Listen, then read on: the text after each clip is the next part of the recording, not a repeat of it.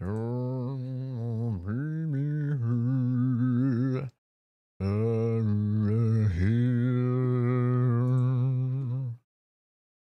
everybody. Hello, and welcome. We are going to be playing some more Kingdom Come Deliverance 2. I think later today, we're probably, I mean, it's going to depend on Josh's voice, but we're probably going to also start Split Fiction, which is exciting. I was going to stream more yesterday, but I'm going to be honest, I was just very tired after doing a bunch of studying for finals and stuff like that.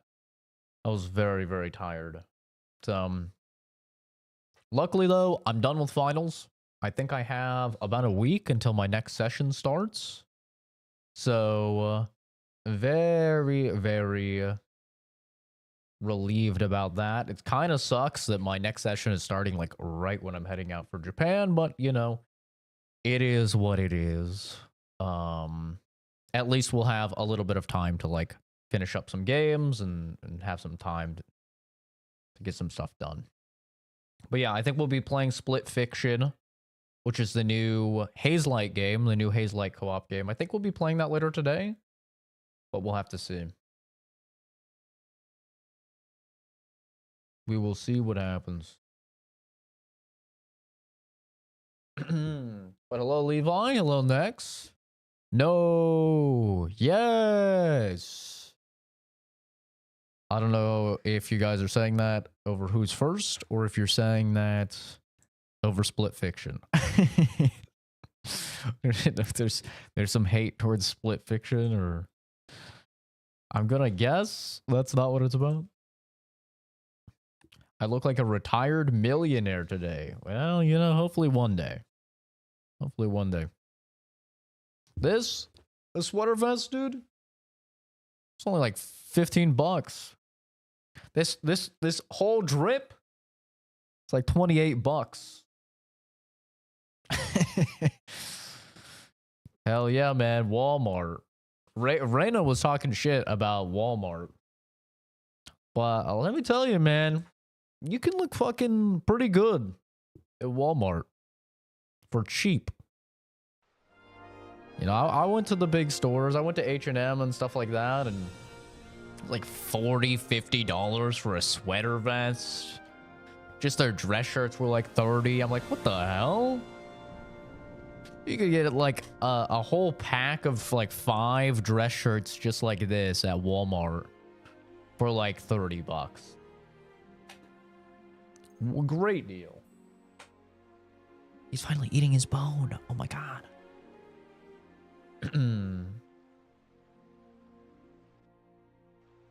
Yeah, it's I love Walmart, man.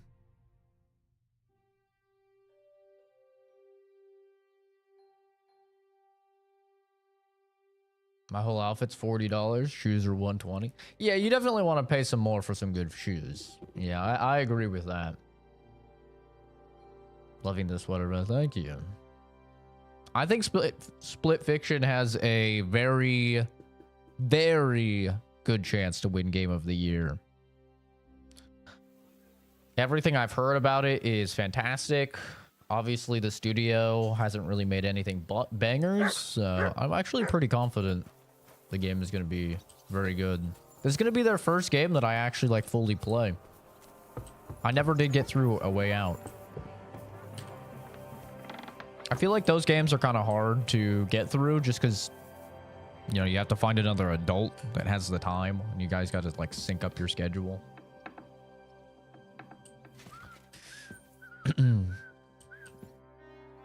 Yeah, I love a good Walmart shop, man. I love it.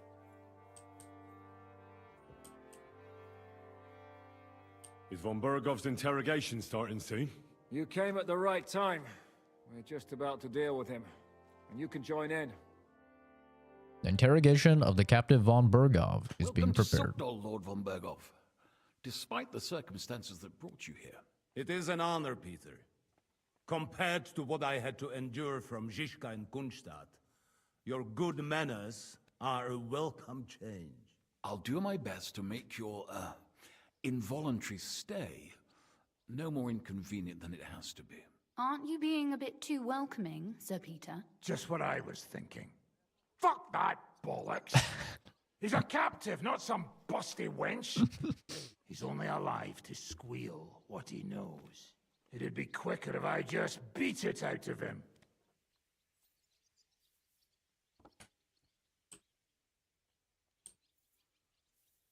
Hold your horses.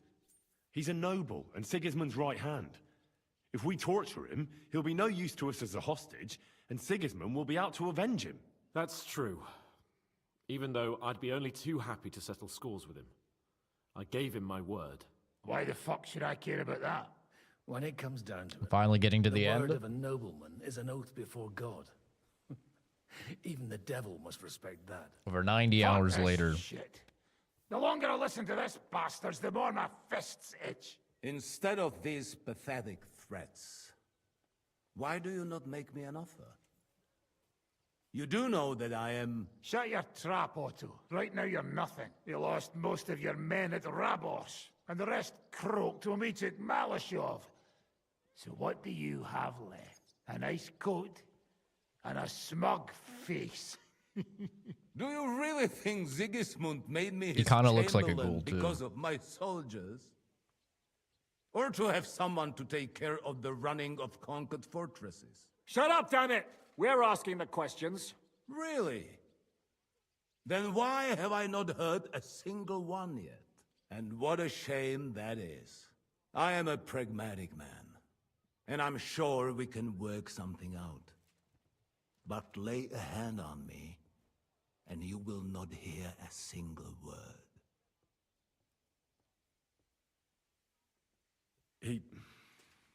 He's right. Apart from von Aulif's, he's Sigismund's closest man. He knows everything about him and his plans. We should try it the peaceful way first. You're buying that? He talks just like Jobst. When he gets here, they can yap till doomsday for all I care. But now we just don't have the time. Jobst wants to come back here. After he got away from us by the skin of his teeth? Well, he has to show Sigismund our army up close.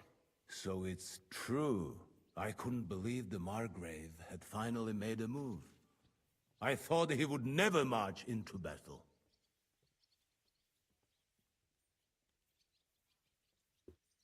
See? Fortune is turning her back on you people. A pragmatic man like you ought to recognize an opportunity. If you help us, the Margrave will remember you for it. And will also let bygones be bygones. You're getting ahead of yourself a bit, boy. The crown is still firmly on Sigismund's head, and the Jobst won't find it easy to wrest it of him. Although, Yeah, that's fair. I expect you people have no idea of the situation Sigismund is in right now. Oh. What situation is he in, then? In the shit, Lord Trotznov. In the shit. So, a sensible person should seize every opportunity that presents itself. And I am eminently sensible. Lord Capon, Yes? when you came to Trotsky, you were carrying a message with an offer of an alliance Oh, from Lords God. Hanush and Radzik, were you not? Exactly. I think it is time I gave you my answer. I hate this guy so much. A wise decision, sir. But suspicious. Why the sudden change of heart? We You captured think him. I'm some villain, don't you? But I have only ever wanted what is best, believe me. What is best for this country, for my loyal supporters, and, naturally, for myself. And I'm not ashamed of that. And it appears that Sigismund is no longer what is best. He's in trouble, both here and in Hungary. He's The going to army is not regret it getting so paid. much if he's lying to me. Morale is poor, and the Kuttenberg miners are rebelling. So the crown is running out of silver. I see. The butcher's on his way, so you want to flee the pigsty, eh? Naturally. And together we can even set fire to this pigsty, as you put it. If you want my advice. I'm all ears, sir. The last straw Sigismund is grasping is the royal treasury at the Italian court. If he were to lose his silver, he wouldn't be able to pay his soldiers and would have to withdraw to Hungary. We're supposed to rob the Italian court. The most secure place in the town? Of course. And while you're there, you can also free the lords captured at Raborz. My father. Lord Pisek, as the former Mintmaster, you must surely know of some way to sneak in. There is no way. The court's an impregnable fortress. Really? What about tunneling in? There are hundreds of tunnels beneath the city, and if I'm not mistaken, one of them runs beneath Her the side court. profile is not That's great. total madness. There might be some passageway leading there, but no one knows those old tunnels. Okay, maybe her front profile is Besides, not the they best might either. collapse at any time. One could easily come to a bad end there. But that can also happen when you try to mount. I remember her being hotter. Since I've taken a break from the game, I feel like I've came back. You know, after Monster Hunter Wilds, I got all my primitive, vile urges out of me, just decimating all of these monsters. And now I don't know. It's like I have post-nut clarity or something coming back. I'm like, you know, she's actually, I don't know. There's something about her face. It looks maybe a little bit inbred. Just like a little smidge of inbred that Teresa doesn't have. Teresa might be an older lady, but I don't know. Now there's something about her face now that is rubbing me the wrong way. Horse drunk. What's with this tunnel? There's a whole labyrinth of tunnels under the city. You'd have to dig from inside the treasury to find the one you want. And where they all lead to, God alone knows. God and me. Oh, pardon me, milady, but how would you know? Not all young noble women devote their days to embroidery, Sir Peter.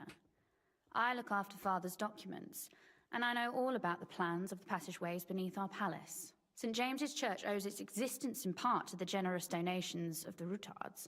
So in the past we had a secret Routards underground is so entrance funny. built into its crypts, and St. James's is right next to the Italian court. A handy escape route from the palace, eh? Now I'm Don't mind tuned crawling in. through a tunnel, Well, welcome. That is. In short, you can theoretically walk directly from Routard Palace to the Italian court. Sure. That is, after breaking through the walls that separate the crypt from the tunnel, and the tunnel An from off-duty the cellars. priest? Is a priest ever off-duty? He's a man of God. God doesn't rest. Neither do his right-hand men. How dare you insinuate such a thing? That sounds almost too easy. You took the words out of my mouth. With a bit of luck, we'll get to the cellars of the court. What then? What do you think? Did you just hear me shit The myself? guards will come down on you and it'll all be over. I don't know if that came through So the we mic. need That was someone violent. who can help us on the inside. Someone who'll distract the guards and lead us to the silver.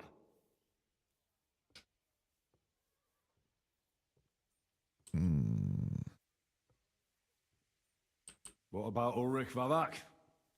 If we threaten him a little, he might help us. Most importantly, he's got the Mintmaster's key. You'll need it to get to the silver. But I wouldn't advise you to rely on the help of that sycophant of Sigismund's. Nor would I. Couldn't your brother help us instead, Lord Pisek? Christian? He can be hard to deal with sometimes. He'd be taking a big risk, and besides, he doesn't have the Mintmaster's key to the treasury. I'm afraid Vavak's your only hope. There is one other possibility. Oh? What's that, Sir Otto? Perhaps you have heard about the expected arrival here of a rare visitor from very far away. Who? Do you mean... Surely not. The very one. What the fuck are you talking about? Speak clearly. Well then, a papal legate is on his way to the town directly from Rome. He's coming to adjudicate the dispute about the new church. What's that got to do with us? Where would he be received except at the Italian court, along with his entourage? No one knows them. No Someone one from has an ever 80s seen TV them, show? and very few understand their language. Hell yeah. They might as well be volunteering for you to take their place. The guy, the nerdy guy from that 70s show is actually a role model for me for like drip and getting bad bitches. I don't remember what his name was, but the main guy, Eric? Was his name Eric? That guy? That guy had the nerdy drip, and he was like a super Star Wars nerd and stuff. And he got Donna, bro. Just telling you. Bitches love the nerdy guy. Bugger me. This is starting to sound fucking good. What? What do you mean, take their place? Are we supposed to kill them, or what? Why not? I had a feeling you were not concerned about a few corpses. At Malashov, you slaughtered the whole village. What is one-legged compared to that? Thank you, Des. Jesus, get a grip, fellas. Do you want Thank to you for burn that. in hell? Calm down. We'll just lock the Pope's lackey up for a bit, and once we've got the silver, we'll let him go again. No one gets hurt. St. Joseph, cover thy ears. Where will we find that legate? He's staying in Loretz, at the vineyard. He's got the use of the whole place for I am himself and his shitting escort, myself right now. but I don't know how many there are. Good. These fucking We'll send Wetzel's Catherine there to have a pretzels, not look. And sponsored. then we'll burst in there and cause a bit of a fuss. My So God. he doesn't get any stupid ideas. Make me That'll violently. be that. Shit. Gentlemen, the legate is a man of the cloth, like me. I know Latin, and even a bit of Italian too, as it happens. I could explain to him what we need. Maybe we can persuade him to go along with it. He'll tell us to kiss his arse, more likely. Sir Hinek, never underestimate the power of sweet words. Especially when the listener has a knife at his throat. It's true, none of us would be very convincing as an Italian cardinal. It'd be better if we made him take us with him as his retinue.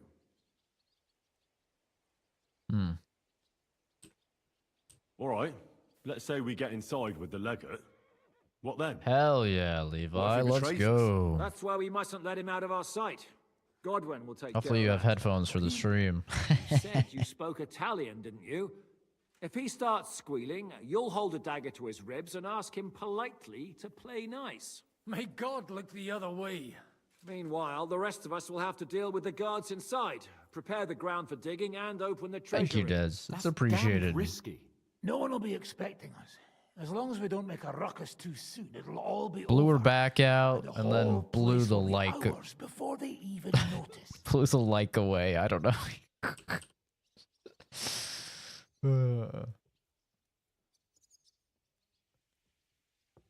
Renting a room upstairs? Gotcha. But what do we do with the legate's real retinue? Lock them up at the Devil's Den. One of our men can guard them there. A couple more peculiar fellas blabbering nonsense won't look out of place there in the slightest. What if the legate refuses to talk to us? Well, we can always beat him up. Take his clothes and let someone else put them on. Like, Godwin, eh? Since he's a priest. Hold on. I'm not going to play the jester for anyone. Nobody's asking you to. We stick to the plan. We'll work on the legate so he agrees to take us in with him. Then we'll find a way somehow. All right. I can't think of anything better anyway. Agreed then. We'll try gentle persuasion to begin with. And now, to the task. Henry, you go to the town and squeeze anything that could help us out of Vavak. Most importantly, get that key from him. Then wait for us at Rattay Palace, where we'll set up our base. We'll get there first thing in the morning. And how are you going to get inside? The palace will be closed and maybe guarded. I don't expect you want to march through the main entrance, where everyone can see you, and break the gate down while you're at it. That's true, milady. What do you suggest? There's not only a passageway to the church, but also Yeah, down tighten to my the river. glasses. I know it like the back of my hand. I could show Henry the way if you like. No offense, my lady, but you'll be safer here. She's coming with me. Nobody knows Rattay Palace as well as Lady Rosa. Do you want to get into the court? Then you need Rattay Palace. You want Rattay Palace? Then I'm coming along. I just said All that. right. Both of you are going I just said to that, woman. town. Relax. And I no got you. dawdling. You should be on the road tomorrow at the latest. Time is of the essence. That's that then. Let's get to work. Let's get to work.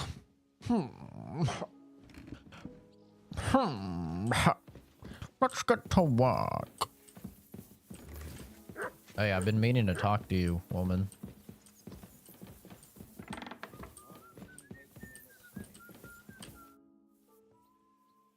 It looks like the two of us will be going to Kuttenberg alone. Lucky me. Aren't you looking forward to going home? You're observant. When they captured Pa, von Bergov's people stormed into Rattay Palace. He didn't come to capture you personally? No. And that really suited his people. They grabbed whatever they could get their hands on. After what you did to Malashov, we may have lost everything we had. How do we even get inside Rattay Palace? Ooh, At she's not. midnight, you She's climb not onto happy. the battlements, turn on your heel 3 times, say the magic formula, and it'll open up. What? I've told you, haven't I? Via the secret passage. I know where the entrance is, so all you have to do is come with me. Are you ready to go? After you brought me the book from Malashov, I've seen neither hide nor hair of you. And then von Bergov's people came and told me they had jailed father as an enemy of the crown, and that I was to go with them. And like a goose, I wondered whether something had happened to you. And meanwhile, you've been running around all over the place, and you haven't even thought of me. Ooh. Ooh. Gamers, we gotta lock in here.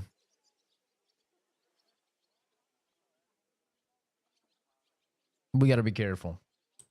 We've got an emotional woman on our hands. And there's really quite nothing so dangerous. Don't worry. I can take care of myself. You'd better be careful. A hair's breadth separates the heroic from the foolhardy. Activity completed. You said you could teach me something. What did you have in mind? If you ask nicely, I'll share some of my hard-earned wisdom with you. Very well then, Lady Know-It-All. Let's say then I come on bended knee. What scholarship can you pass on to me? That depends on what you're interested in. There's a whole world hidden inside of books I could talk to you about for days on end. Or if you prefer actions instead of words, I can show you a few shooting tricks. But I can't right now. Come back another time, all right? Nothing but 4 packs of ramen in the last 2 days. Is that not good? Is that bad? I mean, in my college days, I was eating 1 thing of ramen a day. Like, that was pretty common for me. 1 thing of ramen a day, and I just have a bunch of water. Maybe some coffee, like some black coffee. Shall we go? There's no point in dallying. All right, let's go. Later, near Kuttenberg. Well, here we are. I'm not keen on going into that darkness. Are you afraid? Of the dark? Me? I'm not a little girl. But God knows what we'll Not a find little inside. girl. Especially at the far end. I'll be with you.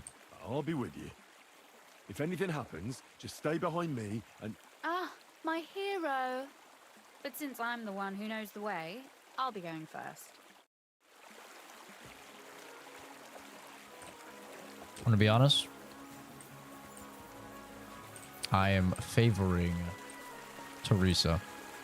Usually there's only a small trickle running through here. The water must have Ramen risen. has no nutritional value. It's like instant noodles. What do you mean? It's got sodium. How far away is it anyway?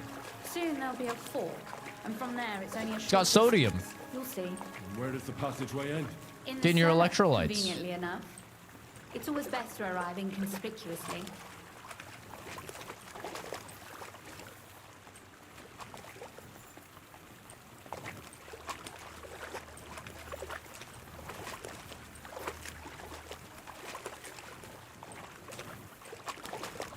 Sodium and palm oil.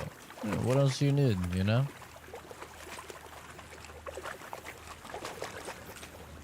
Everybody jokes about, you know, tons of sodium.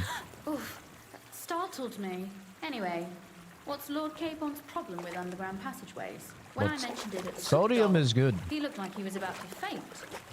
When we were defending the Barkov, we got buried under the rubble from a demolished tower. Oh my god! I was lucky to survive it. I still remember him calling for help. He was scared to death. Just drink salty Nothing we water could do. then? That doesn't have When he was calories. captured by von Berghoff. You get like a solid like 350 calories or something. Spaces. Sorry. I was a silly goose to bring it up. I was a silly goose to bring it up. Oh, what's wrong with Hans? He's such a pussy. Oh yeah, he had a near-death experience. He was crying, trapped under rubble, terrified that he would never, you know, see home. Oh, I'm such a silly goose. Well, we have to get to the other side somehow. Everything all right? No. Don't you see how deep it is ahead of us? I hope you don't expect me to carry you. I most certainly do. Unless you want to prove to me that you really are an uncouth village oaf after all.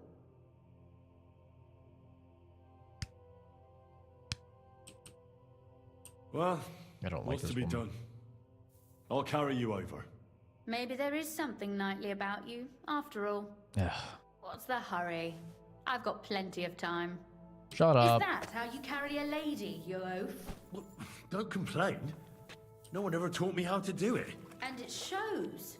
Oof. Be careful. It's just a short way. Hang on. What happens if I just keep walking with her?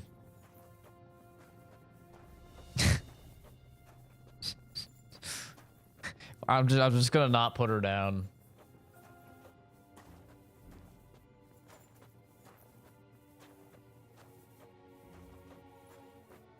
Okay, I have to put her down.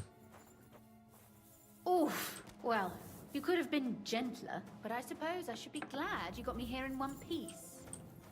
Oh, Sakura. I hear voices. Looks like we've got company. And not welcome company, I reckon. Woman, will you stay here? I need to stay here.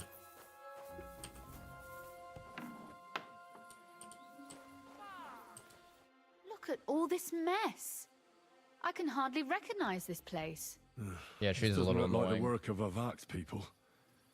More like It's city the rabble game with and her on her beggars. back. They're acting like they own the place. If Pa were to see this, we must get rid of them.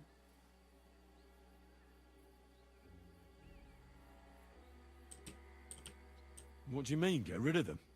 You killed most of von Bergoff's garrison at Malashov, and now you want me to tell you what to do? Your attitude was a little different. My. How quickly Lady Rosa can change her mind. What's the difference between those ragamuffins upstairs and the villagers at Malashov, eh? But this is our home, our property. They have... What did we say at the end of last stream? They truly have the most well-written women in gaming. Rules for thee, not for me. Teresa was the exact same way. no right. You're right. We have to get rid of them. But maybe it can be done without violence. I'll go and see who they are and what to do about them. Right. Here we go. Wait a moment. Do you see this ivy here? It goes all the way up to the window of my chamber. That's where I keep my crossbow. I bet that riffraff didn't find it. If I climb up there, I can cover you from above. Just in case. I'll be fine. What? Are you crazy? You can't climb such a height. Oh, don't worry. I've been climbing up there ever since I was a little girl. Did I burn they'll see Malashov? Oh, yeah. No, they won't. I'll be round the corner before they have a chance. Oh, yeah. There's a wooden balustrade there all the way to the window. It's like climbing a ladder. Are you really sure that Ivy can support your weight? You're not a little girl anymore. You really know how to compliment a lady. Why'd you say it like that? Now keep quiet and turn round. I don't want you looking up my skirt. Why did he say it like that? Here we go. I hope Rosa can aim well.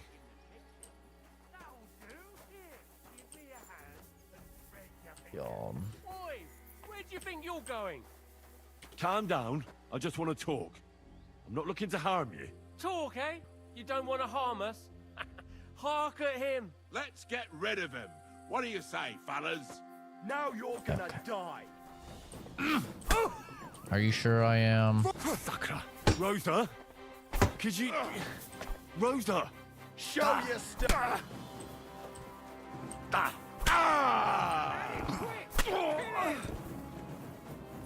Oh, hello. Take one and try. Oh, I'll beat you to it. Do it.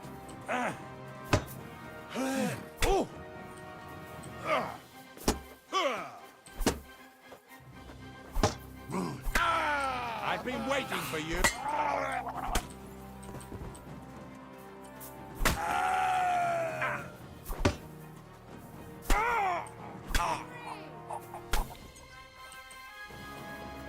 Are you alright? I am. For now. Are you all right, Henry? I think I hit one too. an entire new victim type to go after with that outfit? Altar boys? Jesus. You didn't even spell altar right, Kenzie, you fucking retard. Jesus. If you're gonna try and insult me, at least use the correct spelling. My God. Altar boys? That's like altered boys. Like, how are they altered? Altar. A-L-T-A-R, Kenzie. Fucking South Carolina.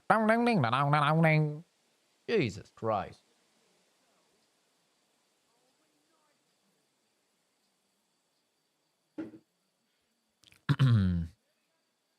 You're a good shot. Capon and Kabianka wouldn't believe their eyes. Thanks. Is something wrong? Someone's trying to break through the door. Oh, damn it. I'll be there in a moment. Be careful. Load your crossbow, and if they get inside before I get there, shoot them. I barricaded the door. I'm sure I can hold out for a while. Chemically altered altar boys.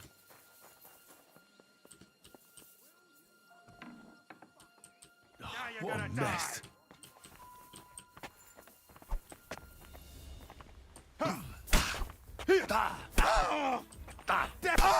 Show your For stuff. glory and carnage, die!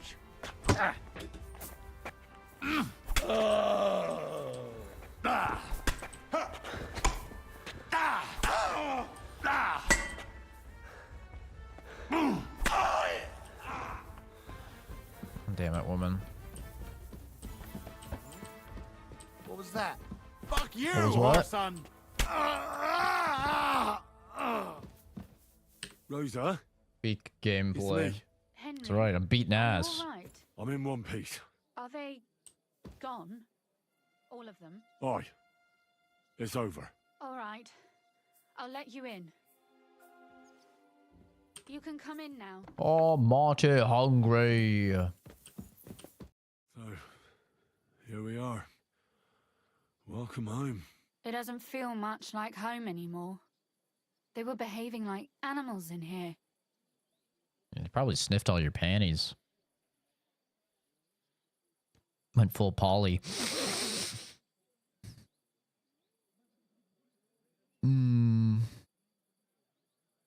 Are you mad at me because of what happened at Malashov? Am I mad? Not exactly. I just thought you were different. That you wouldn't stoop to the level of those, well, Ziska and the devil. Woman, it's war. It's war. Why are we acting like I did such a terrible thing? It's war. The Cumans came to my home, my village. They killed my girlfriend. They killed my parents. They killed everybody that I grew up with, I knew, I loved. And you expect me to what? Take the moral high ground because that's what happens in the fairy tales? Yeah, I think not. Okay? You fight fire with fire. What exactly is your problem with Zizka and the devil? Von Burgov is responsible for quite a few dirty tricks too. They're monsters with no honor or conscience. They and that pack Honor. of theirs. I don't trust them, and they're frightening. Honor. Someone play the fucking Javik quote from Mass Effect. Stand in the aftermath of a battle and ask the corpses about their honor. The silence is your answer. Honor. But you can trust me? Or are you lumping us all together now? No, it's not that. But I thought, or maybe I was just hoping, that you were different. I'm sorry I let you down. That's a good start. An apology is hardly enough for you to forgive me, I know. But I'd like to prove to you that I'm not like that. And I never will be. Thank you for your candor. If you get the King's silver, my father and I will have to hide. Leave the region, go somewhere out of Sigismund's men's reach, and you and I will have to part ways. Yeah, I was paraphrasing the quote. I don't remember it exactly.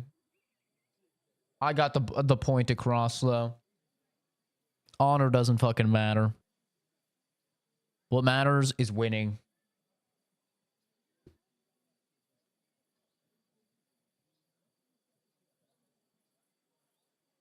It's such a shame. I'll actually miss you. Is that so? Well, I'll miss you too. But if you're safer that way, then it's probably for the best. There's nothing left here anyway. Just look around. The bed looks intact. You want to try it out? Oh well. There's no use in crying over spilled milk. Ziska's herd will be here tomorrow. I'd like to get some sleep before then. Would you please leave me alone? All right. I'll keep watch downstairs. Fumbled. What about Vabak? Yeah, we We were fumbled. supposed to go and see him today. 100% we would have banged. But that was before we knew what to expect here. That's okay, I don't really I like can't her. leave you alone now. So it'll have to wait till tomorrow. Thank you. And you get some sleep too, so you're rested up for it. That's fine. She's kind of annoying. I don't really like her.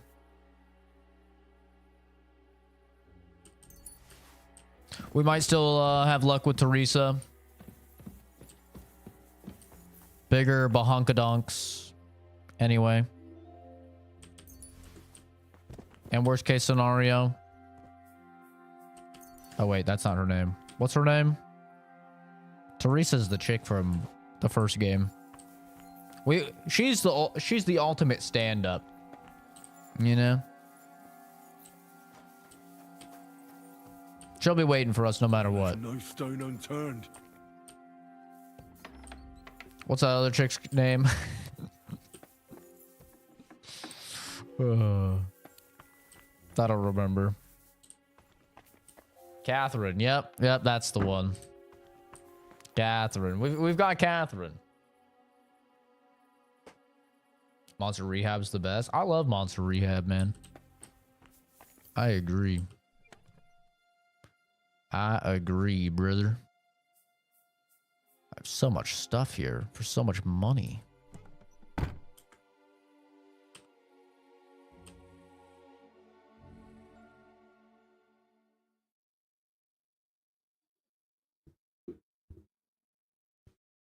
Oh, Christ.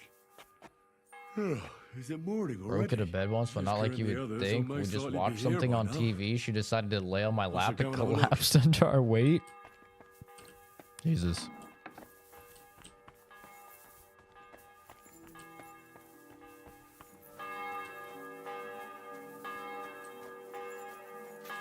I see you're already here. How was the journey? Did you run into any trouble? Where's my helmet? It actually went quite well. Brabant wouldn't shut up, though. Credit where credit's due. He really helped in Malishov. That hit to the gate came at just the right time. And we'd have dropped like flies if not for his men. But sometimes, I feel like letting something blow up next to my head, too.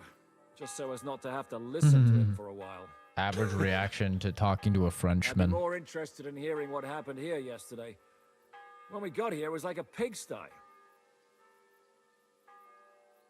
Some local beggars set up a lair in here. We had to get rid of them somehow. What about Rosa? Doesn't she regret coming too? Why would she? She asked for it herself. Mainly because you were going. She doesn't seem to like the rest of the group very much. Well, it's not like you're doing much to change her mind. And the way things look around here certainly didn't improve her mood. We may be bastards, but we're not ungrateful. Anyway, I told the men to get rid of the bodies and clean up the place a little. Hope the lady won't mind. Quite the contrary, I think. How did it go with Vavak, anyway? Well, after everything that happened, I didn't want to leave Rosa here by herself. I'll have to go and see him now. I understand. But go and see him as soon as possible. We won't get anywhere without his Mint Master's key. Why is my helmet not on?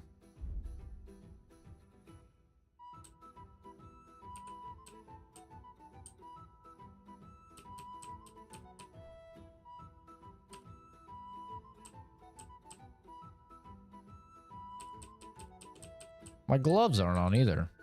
What the hell? Why did it just randomly take some of my shit off? It's all in good quality, too. Weird.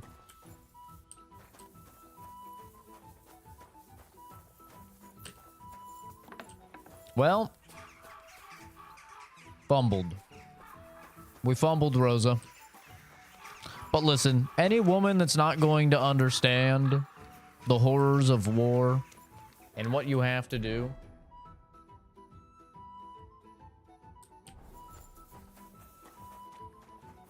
take off the Prager colors. Listen, I'm in it for the stats, brother. Okay? I use whatever the highest stats are. This game is too difficult to worry about drip.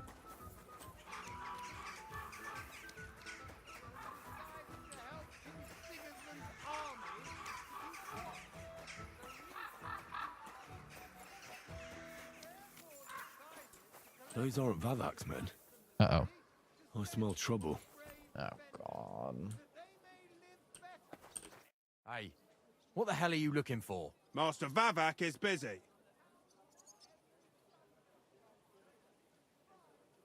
What are you on about? I can clearly see you two aren't Vavak's men. How could you possibly know, eh? Vavak's guards wear his crest. A golden five-petaled rose on a blue field. Oh, yeah, why am I wearing the Whose back red? are you watching? Some thieves. Where's my No white? thieves. Christian of Pisek is visiting. The steward of the Royal Mint. Christian of Pisek. I know him. If he's here, I want to talk to him. Hey, should we believe him? Why not let him go? He's alone. If anything happens, Well, you're right. we could just kick him out. Please. This has to come have in. lower stats. It definitely has lower stats. Yeah, it did. What the hell? What got me wearing all this trash? Oh, I had the red on to infiltrate Sigismund's camp. Oh, that makes sense. Yeah, that makes sense. Ptwee! Dirty Prager. Not a soul around. Very odd. The lads will never believe me. I'm telling you, it sounds like a slur. Hey, Chris, how's it going, dude?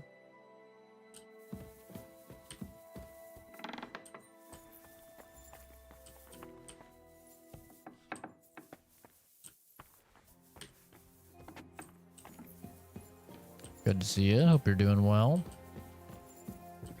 That's not... What the... Henry? How the hell did you get in here? I walked in. That pair watching the door let me in. I might have known. One's an idiot, and the other a twit. I'll have to find someone better. Where is Vavak? That's a good question. Going? I have hey. no idea. Better than Surely being he can't dead. have just vanished. I know for a fact Not you going won't anywhere. find him in town. And he's probably not hiding anywhere nearby either. Shit. How long has he been gone? A few days now. He took the money from his secret mint and disappeared at night. I quit doing food reviews. Marcus. Review Bra wishes he had a jawline like me.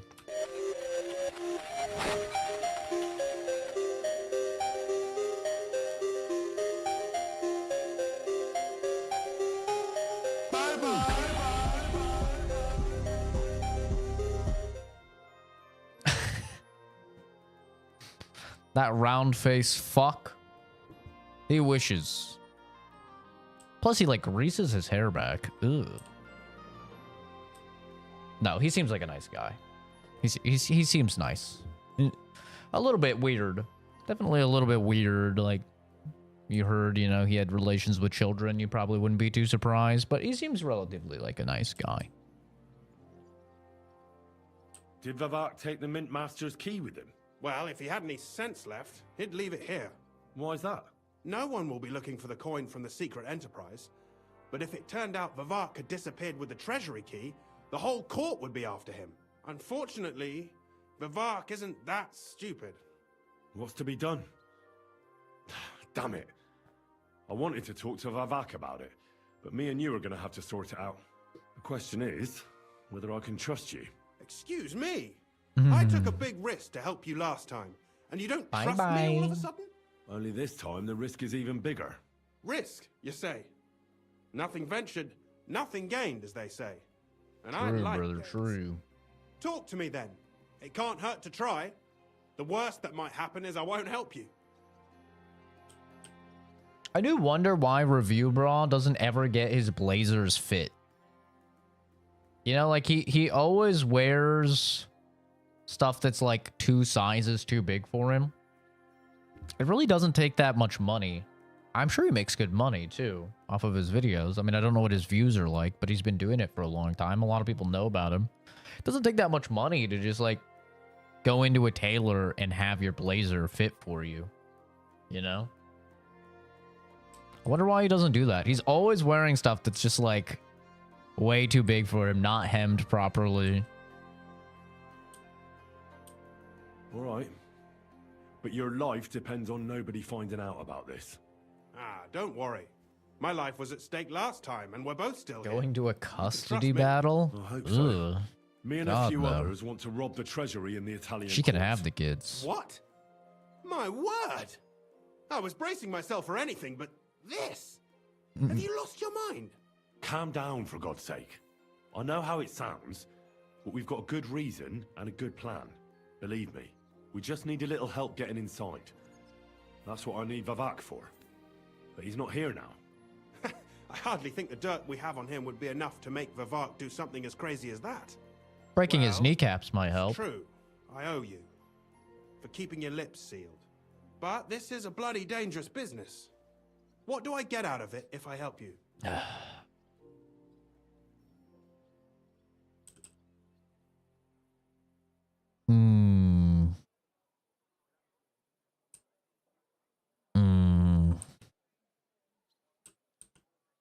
If you help us get the silver, we'll give you a fair share. You might as well paint a target on my back. No way. Fuck. If you do manage to get the silver, make sure you take it far, far away. God damn it. I like oversized hoodies and t-shirts. Really? The only like I enjoy oversized t-shirts if I'm concealed carrying. And it's like the only time I wear oversized t-shirts is if it's like hot, so I can't wear like a jacket to cover up my concealed carry. Then oversized t-shirts are nice because it's like, okay, you know, I can't really wear a jacket. It's going to look weird if I wear a jacket. But a lot of the time I'll just wear like a polo and a very light windbreaker or something. And, that way I can cover up my concealed carry and be fine. I don't like if I had a choice and people weren't so weird about open carry, I would always have stuff fitted properly.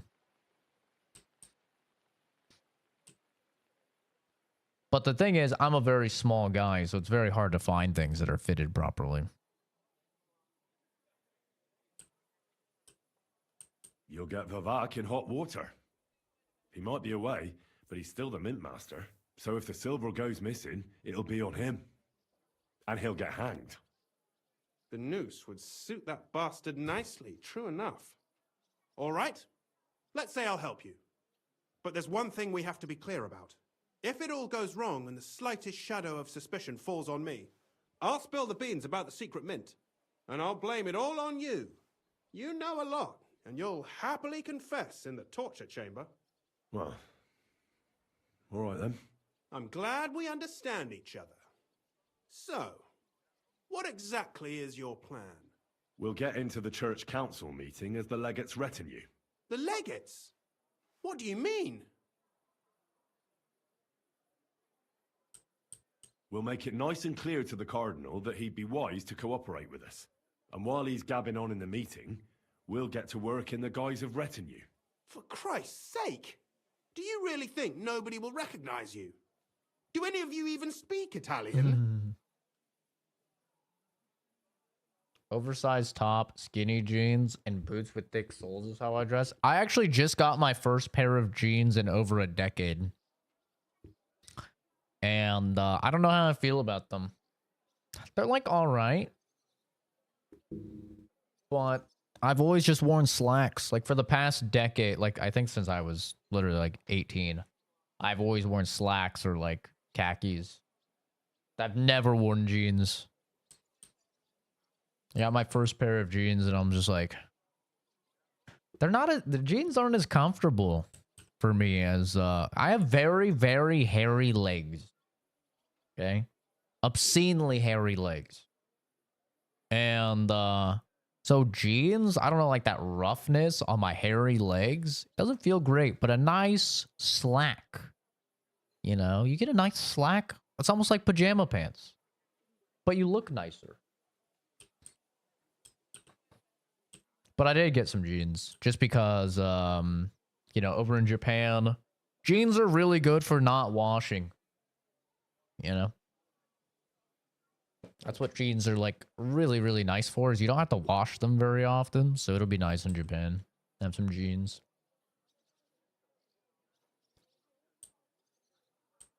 Most people here have never even heard Italian anyway. Except Giuseppe, our captain of the guard. He's as Italian as Terzarima. And for weeks, he's been going on about nothing else but having the opportunity to talk to a compatriot. In any case, it'd be wise to have someone at the meeting who can make sure the legate doesn't do anything stupid. We'll be keeping an eye on him, of course, but it'd be better to have a local on hand as well. And that would be your job. Well, shorts that are below the kneecaps? Oh my god, dude. That's crazy. Persuade him to help you, take you with him to the Italian court, not give anything away, and lastly, make it through the entire council without shitting himself, I'll walk barefoot to Rome myself. Yeah, very droll. So will you help us or not? I can turn a blind eye to someone sneaking around the courtyard, or reassure anyone at the council who notices something is off. But don't expect anything more. And what will your lot do in the meantime? 2000s new metal fashion. Yeah, I'm just thinking of like really baggy jorts.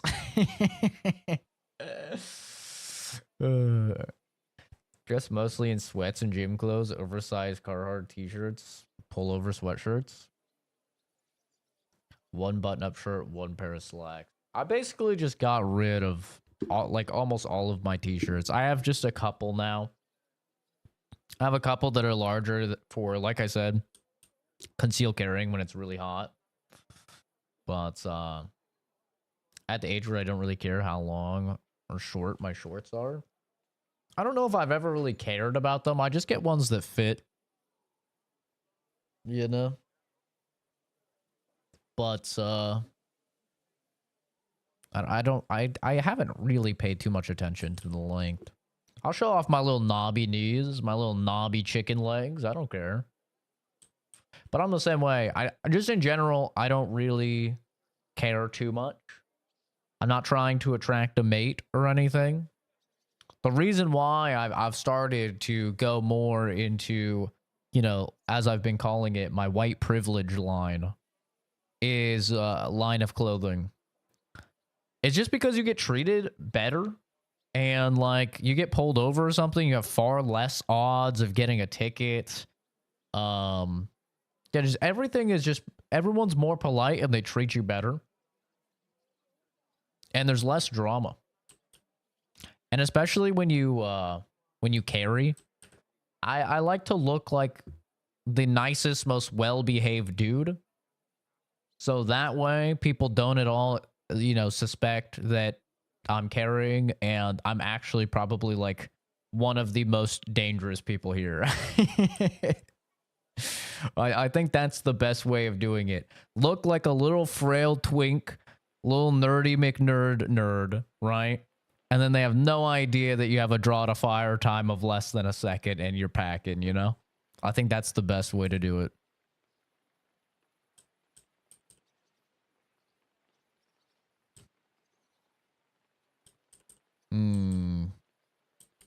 It's kind of all he needs to know, right? He did threaten us with torture. That's all you need to know. We just need you at the council. Very well then. Oh, I'm feeling Now I just need to find hungry. Vivac's key. Have you seen it? The No, the only thing I jorts. found Vivak Jorts go left is hard, his bro. letter. Here, take it. Some Maybe it'll help you. oversized And jorts. Henry, don't forget, I'll help you, but I can't afford to be under any suspicion. Do you understand? Count on me. And thank you. Save the thanks. I'm doing Let well, me get to lovely. work. How about yourself? Don't have any complaints. I am a very privileged, lucky guy. Might have fled. It's quite possible he left the key behind. You think so? Really? I don't feel like he did, but I guess we can look.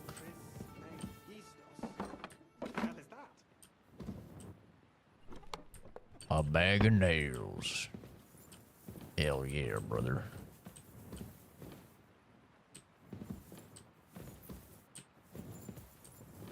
Hi, Mott. Little puppy.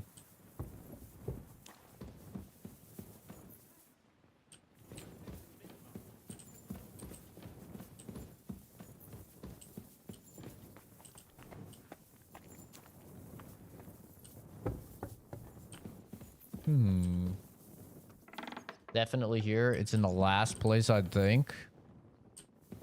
The toilet.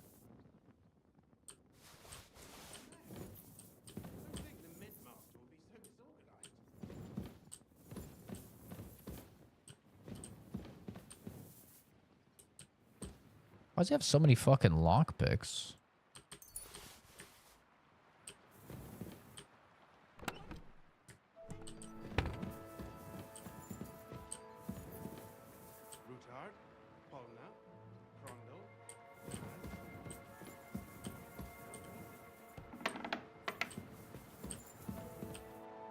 Fuck you, no way. That's where I would hide something. I mean, I'm not turning down the chance to rob him either. I never liked him. But I'd hide it in the toilet. Sitting on the toilet. Sitting on the toilet. Sitting on the toilet. Sitting on the toilet.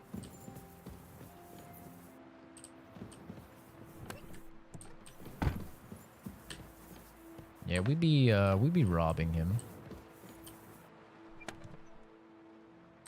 He's got so much money just sitting around. You love to sit.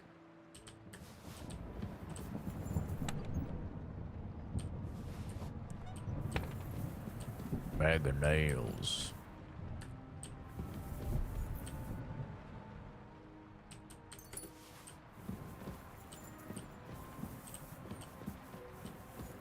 Excuse me, doggy.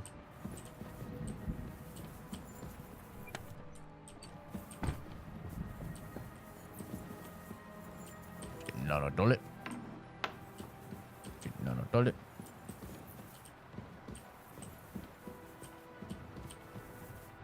PS5 blew up while playing this? Now you can't play anything? Your PS5 blew up? What the hell? What were you doing? Surely the PS5 can run Kingdom Come.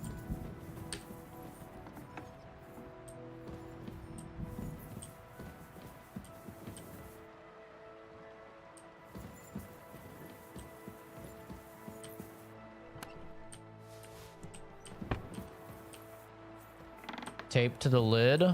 Or you put it in like a Ziploc bag, you know? You drain the bag of all the air. Put in a nice little water type bag, and then you put the bag in the water. Not a bad little hiding spot. Or in a bag and then taped up under the side of the toilet seat, like where you sit down. Most people probably wouldn't see it there. Catherine's jiggle physics. Those babies are dangerous. Well, it's not here. How do I get down?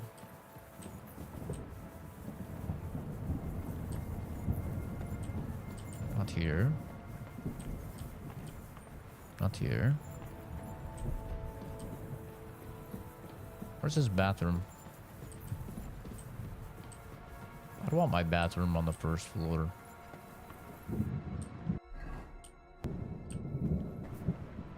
It popped and a bit of smoke came out? No clue. Some of the vents were clogged with dust, so I'm thinking that. Yeah, that's possible. Definitely gotta dust your shit out pretty frequently.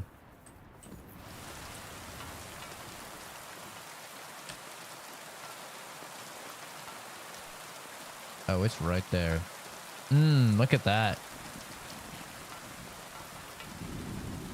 Suck it clean. Well, that really is disgusting. Fuck you, Vavak, wherever you are. That's funny. Sitting on a toilet. Excalibur!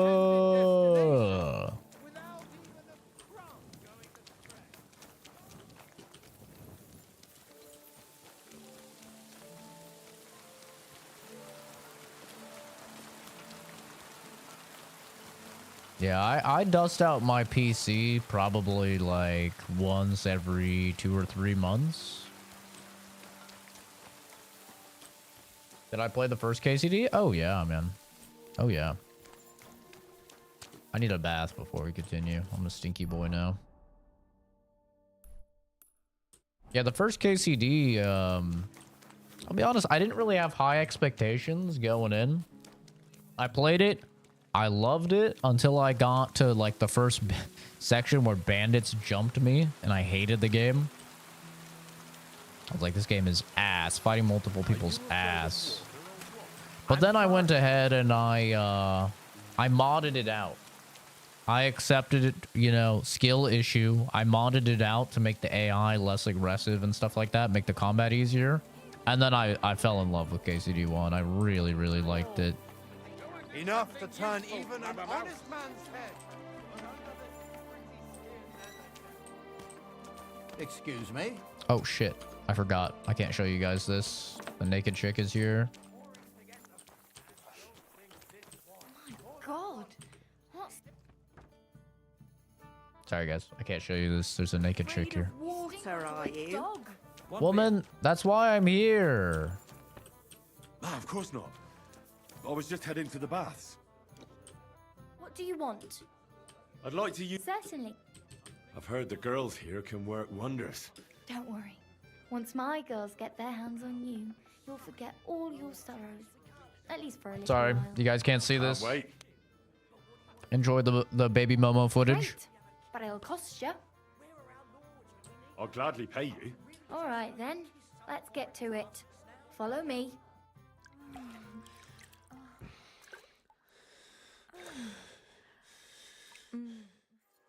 Ugh, I always get hungry after a fuck like that. I'll go and find something to eat. What a way with words she has. Christ! Pardon me. One sec. I gotta get out of here. I do the best I can. Okay. I'm glad to hear it. Well, We're good. We're fine. when I watched that- First PC melted itself? Jesus. Hard disk melted and dripped onto the motherboard and it died. Oh my god. The first crisis. Oh yeah, it'll do that. Sorry, it's against TOS. I can't show you guys nudity. I can show it on Twitch, but YouTube is very weird about it. Like on Twitch, they're pretty cool with it as long as it's not the focus of the stream. On YouTube, I take 0 chances. Channel almost got deleted because I played one of the Sakura games, which is like a lewd visual novel. It literally has 0 nudity, no coochie, no nipple, no anything. It's just lewd. And yeah, I got 2 strikes against the channel and almost banned, so I take 0 chances with those dudes. Yeah, KCD1, I was really surprised how much I loved it. And KCD2, I mean, not gonna lie, this is probably my game of the year so far. It's very, very good. I thought maybe Monster Hunter Wilds could be my game of the year, but nah, this one is definitely my game of the year. But I think I'm playing Split Fiction with my buddy later today, so that has a good chance of being game of the year as well. We'll see. But KCD2 is very, very good.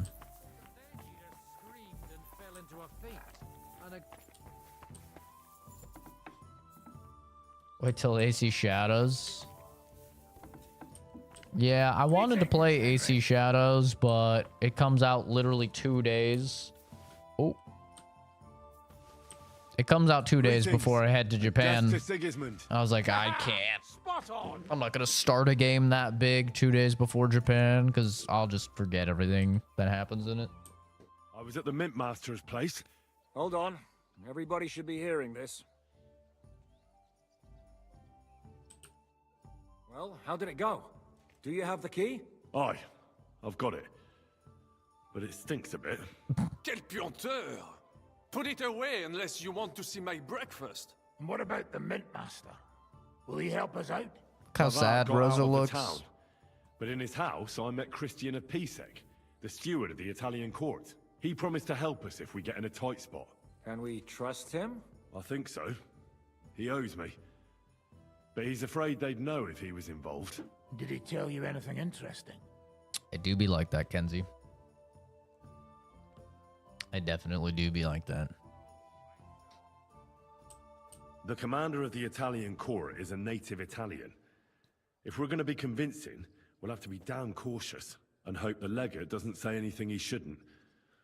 Let's pray Godwin can keep it under control. I'm not one to boast, you know, but few people can match my gift for languages. It would be a sin not to use it. Sono un buon gustaio. Le donne qui sono bellissime. E il vino è delizioso. Forget it. That face of yours is Delicioso. known all over town. You'll stand at the back and try to be invisible. But Godwin could surely benefit from some Italian lessons. I would rather teach a horse. Back to the game of the year. bastards. So far, I mean, we're only in March. And I'm just saying, I'm going to be probably playing Split Fiction later today with my buddy, so we'll see how that is. If I was a betting man, which I'm not, but if I was a betting man, I would bet that Split Fiction wins Game of the Year at the Game Awards. That would be my bet. Now, who knows? There might be some, like, crazy good game that comes out of nowhere, like Balatro did. But I think Split Fiction is probably the safest bet for Game of the Year. I think even if GTA 6 comes out this year, I think it could beat GTA 6. I think it could beat this. It just seems like the type of game that they'll vote for, you know? I don't really see the Game Awards people voting for GTA 6. And this game has the unfortunate side effect of coming out so early in the year, in February, that usually games early in the year aren't really thought about. Am I streaming it? Yeah, we'll be streaming it. When he heard what we were up to, he said we were mad. According to him, we'll either get killed on the spot or end up on the gallows. Maybe we should Reconsider. I already got paid for its This fella's spot. got no imagination. I If he can disagree. snatch Von Bergau's fucking cannon, this'll be a piece of cake. That's all he told me. Let's get to the point. We must Red have Dead everything Redemption ready 2 before lost Catherine returns Game of from the Year. Lorentz, especially the way through to the court. I should say so. If I'm going to send my men, I have to know exactly where the way through is to be made. That'll be your Red job, Dead Henry. 2 And Brabant's is going with way you. better than GTA Excuse moi? 6. I don't even have to play Why GTA should 6 I? to say that. Because you've been telling us you know the Kuttenberg Underground like the back of your hand. And I do, but not firsthand. Only from mind maps and drawings. Nobody will let men of my standing enter those moldy shafts. GTA 6 will win anything that's community voted. But when it's something like Game of the Year at the Game Awards, where it is voted on by critics, GTA is not a game that critics are going to vote for Game of the Year. It's just too vulgar. It makes fun of them a lot because of the nature of the American satire in it. It makes fun of a lot of them. It's just not the type of game that those critics would vote for. Split Fiction is absolutely the type of game that they would vote for. 100%. KCD2, probably not the type of game that they would vote for either, because it's had quite a few controversies. And just like we saw with like Wukong last year, or Stellar Blade, like if you have controversies with your game, and GTA 6 is definitely going to have a lot of controversies, if you have controversies with your game, typically the critics are not going to vote for your game. I'm telling you, I'm in their minds, man. I understand. I almost bat 100% every single Game Awards when I look through the nominees, and I guess I'm almost 100% for the past like 4 or 5 years. I know how these guys think. I dial in. Political correctness. No controversy game. Split Fiction. I could just turn myself into them.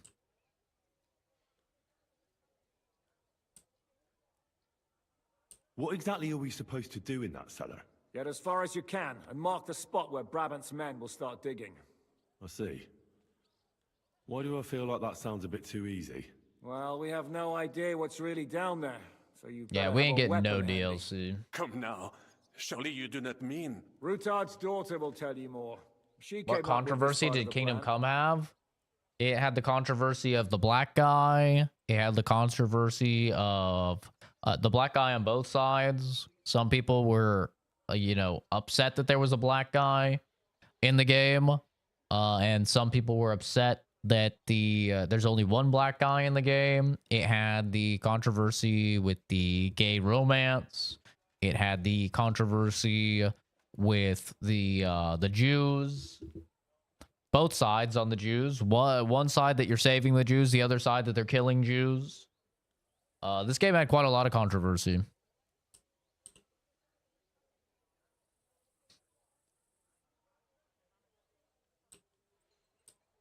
Where are the others, anyway?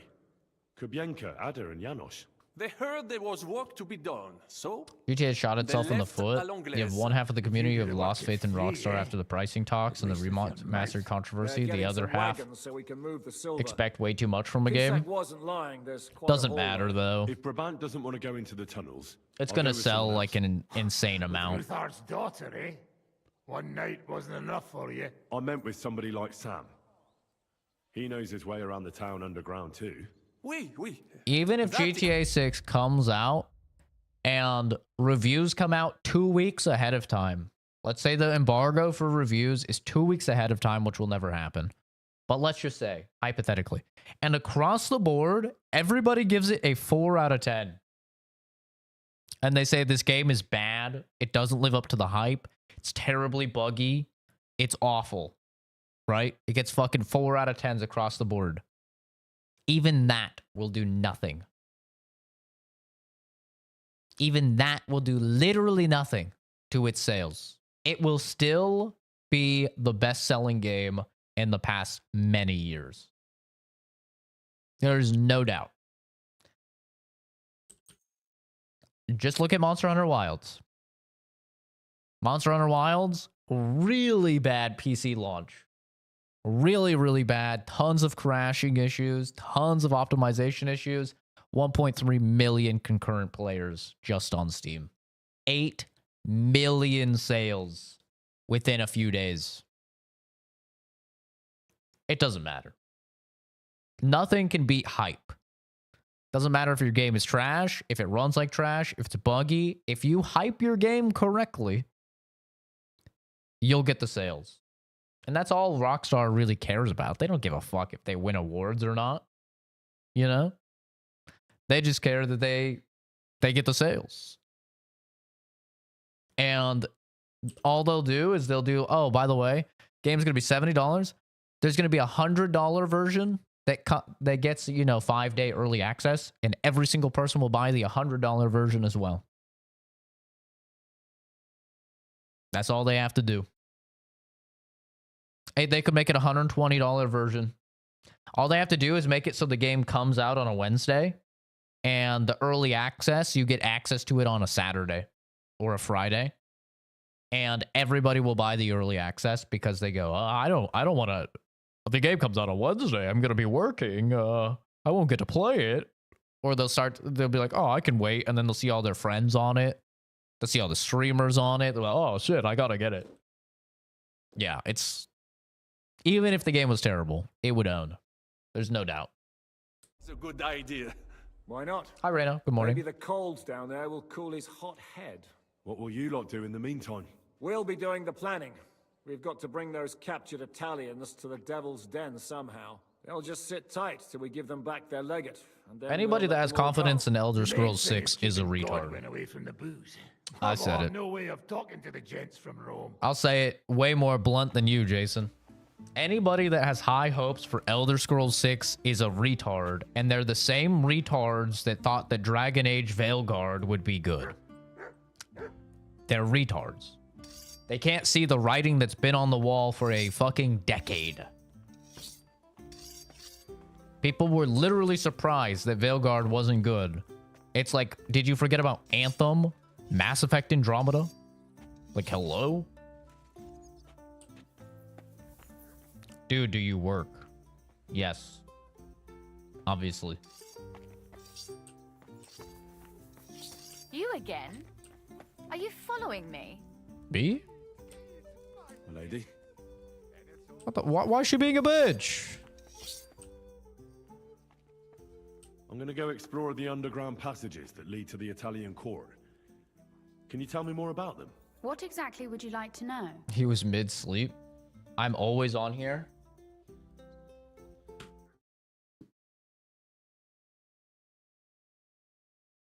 I'm always on here. Chat, I have to do it again.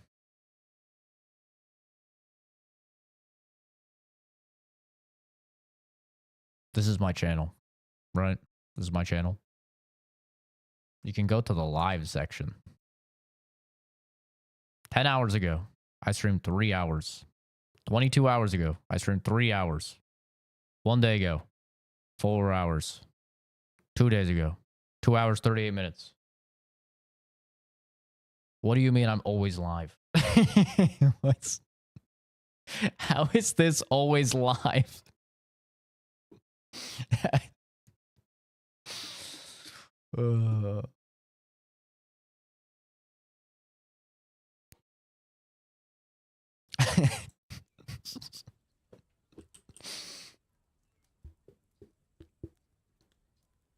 Same retards that pre-ordered about. If you pre-order a game that's day one Game Pass, bro, I literally don't know what's wrong with you. Just play it on Game Pass, man. You know, just play it on Game Pass. I said the same thing about Starfield. I literally got backlash on Starfield. I had one of my friends, IRL, see my video on Starfield where I said, you're a retard if you're spending, $90 or $100, whatever it was, for the early access to Starfield. 1, the game is going to be trash. And 2, just wait to play it on Game Pass. And I got people pushing back on me. It's my money. It's my money. I'm going to spend it. I'm like, okay. Literally had an IRL friend that I grew up with be like, oh, dude, you're so wrong about this. It's going to be insane.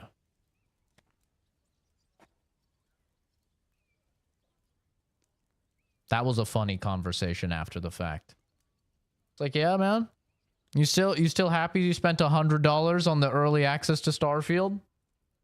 You didn't just wait a few days and play it for free on Game Pass? Had no way of knowing it was going to be bad. Really? You had no way of knowing it was going to be bad? Fallout 76? You had no way of knowing Starfield was going to be bad. Really? Are you sure? How do you think I knew it was going to be bad? Yeah. It's crazy, man. I mean, I agree. It's their money. They could spend it how they want. A lot of people spend money in things on things I think are retarded, and you know, I'm sure I spend money on things that other people find retarded for sure. But if a game's coming out day one Game Pass and you're on Xbox or PC, I don't understand buying it. Maybe if you play it on Game Pass, you really love it and you want to support them. Sure. Yeah, I can understand that. Like, you play a game, you're like, damn, I really want them to get a sale. You know? For me, I'm going to be honest, I don't give a fuck if they get my sale or not. You know who needs my $70 more? Me. Yeah, I need my $70 more than the multi-million or billion-dollar corporation. So, yeah. I never feel bad about playing a game on Game Pass or something. I do have friends that are like, dude, don't you feel bad? Like, playing stuff on Game Pass? No. Why would I? I need my $70 more than Microsoft needs my $70. Are you kidding me? And as we've seen with Tango Gameworks, even buying the game doesn't save them from getting their studio closed. Because that rhythm game that they did that people really, really loved, I don't remember what that one was called, but it was nominated like for Game of the Year and stuff. And they still closed Tango Gameworks, so, you know.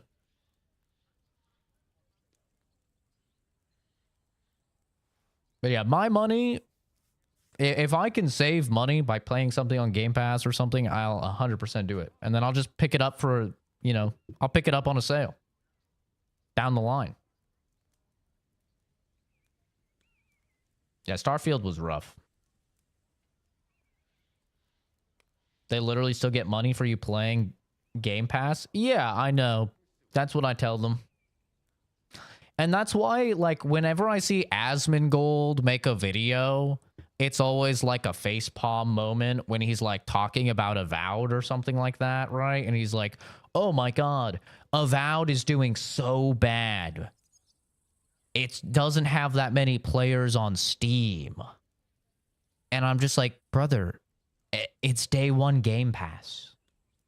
Like, the only people buying a game on Steam when it's day one Game Pass are like very, very like weird outlier individuals that are super against doing any like games as a service type thing.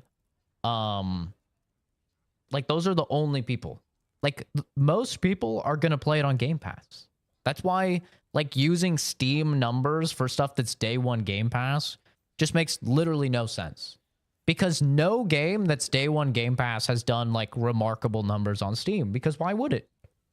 Everyone, like, they did the same thing for Hellblade 2. Everyone's like, Hellblade 2, massive failure. It's like, bro, it's like a 6-hour game that's like $50 or $60.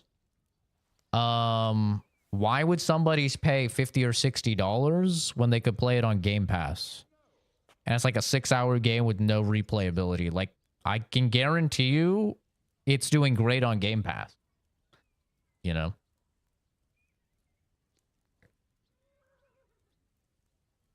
Yeah, the licensing, they pay devs like millions and millions of dollars for day one Game Pass. I don't know how it works if they own the studio. It's obviously probably a different like situation if they own the studio, but definitely for day one Game Pass games that they don't own the studio, I mean, they pay them millions of dollars. It's a lot.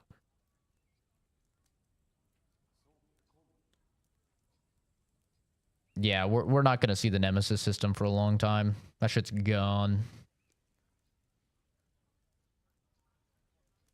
I just watched more Avowed gameplay earlier. I found a lot of things I liked about it in spite of the limited NPC and item interaction. I'm excited to play it. Like, after I finish this up, I'm actually very excited to try Avowed. I've said it before. I've never played a bad Obsidian game. I've never played one. All of the Obsidian games that I've ever played, I thought were really, really good. So until they make a game that I really don't like, I'm gonna go to bat for Obsidian, man. I think they make great games. Obviously, I love Fallout New Vegas. Pillars of Eternity 1 and 2, I think are great games. Outer Worlds, I really loved. Pentiment is like one of the most underrated games I've ever played. It's insanely good. Very unique though, very niche game, but very good. So yeah, I'm confident that Avowed will be good. Like I don't know. I'm not too worried. And Outer Worlds 2 comes out later this year as well, and I'm super excited to play that. Cuz Obsidian, they just have great writing. I really love Obsidian writing. Some people don't like it because it's definitely like a little bit more wacky. Maybe like zoomer-y, I guess you could say. Like, it's not as serious as something like Kingdom Come Deliverance 2, right? Kingdom Come Deliverance 2 gets a little bit wacky from time to time. Like, oh, I'm getting hungry or whatever. But for the most part, you know, it's pretty like serious, the dialogue. And Obsidian definitely gets a little wacky when it comes to their dialogue. But I really like their writing. I think it's fresh. It's not like cringe type of levity like they're trying to mimic Marvel, like Dragon Age Veilguard was. But there is like levity and actual good humor.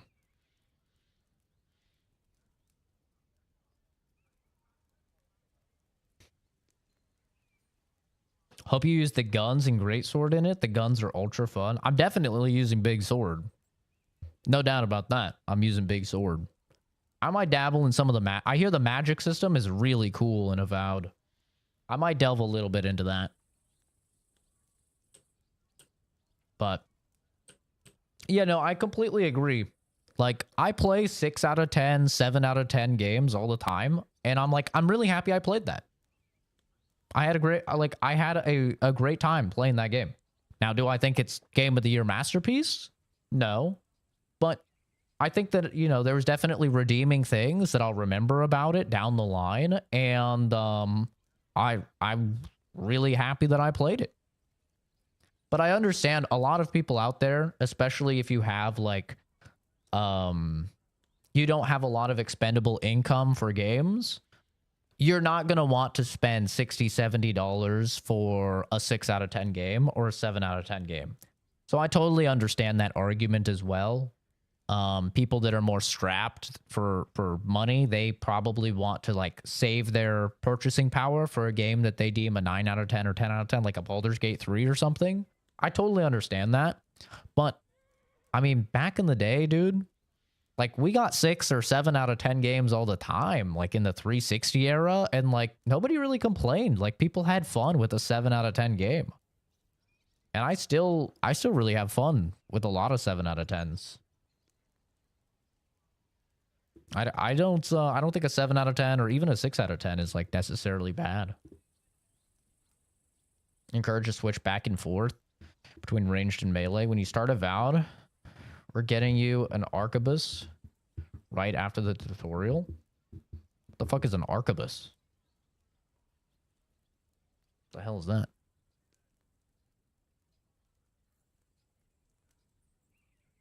Where exactly are the tunnels? They run under most of Italian Street. Some are remnants of the original mine gallery, but other parts are much more recent. So far, only the section from Rattay Palace to the crypt under the church is accessible. Yeah, I agree, The Nex. church is quite a long way from the core. People are If the tunnel has very collapsed anywhere, jaded now. we're out of luck.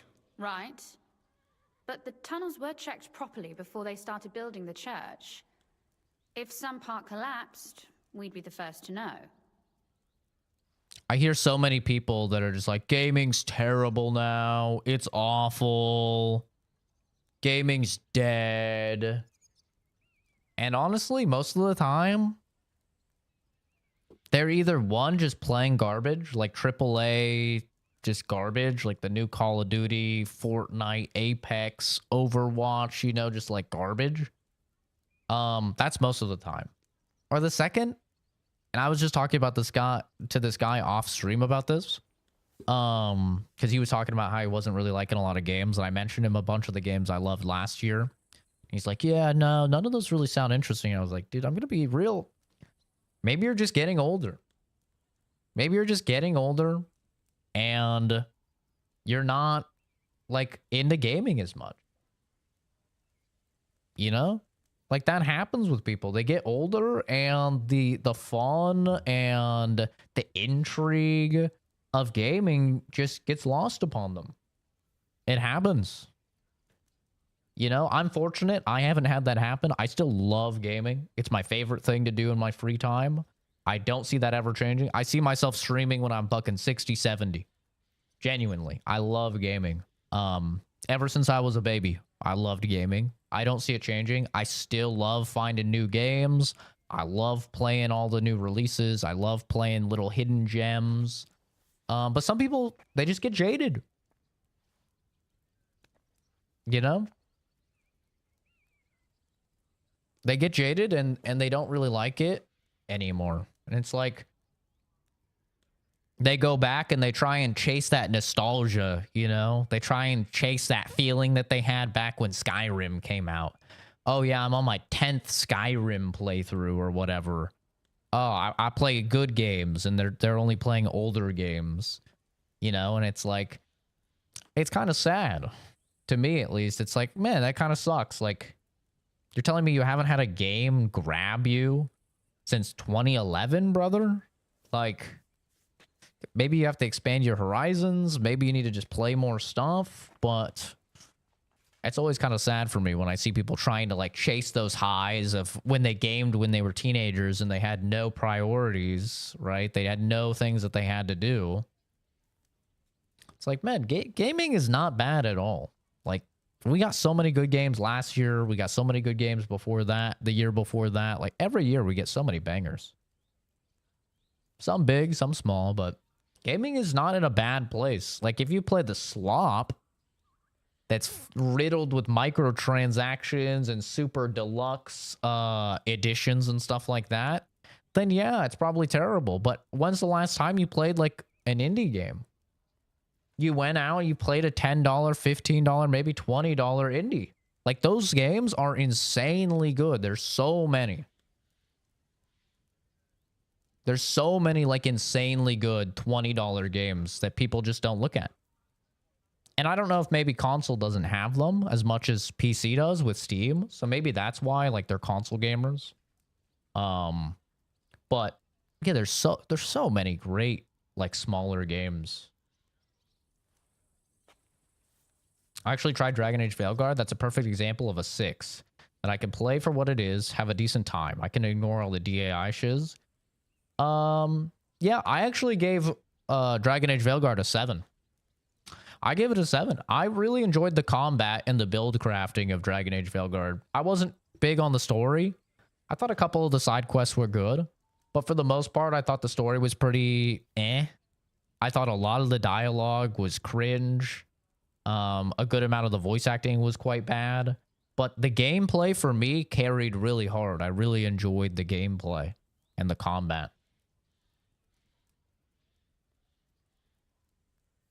So for me, it was enough. Like, I wanted to do another playthrough as a rogue after I finished as a warrior. So for me, I was like, hey, I have to give it a 7. Because the combat was really fun. I really had a good time, like, theory crafting. I built this, like, crazy Captain America build where I threw my shield and it bounced between dudes, and then I could knock it back once it came back to me, and it did exponentially more damage every time it bounced to another person, and I just had a lot of fun with the combat. And yeah, I'm the same way. Like, I really don't care about all the DEI, woke, stuff like that. couldn't care less about that. Is your game fun? You know, that's what I care about. I can skip all the fucking writing. I can skip all the cutscenes. I can skip all of that, you know, and it will be like it doesn't even exist if the gameplay is fun.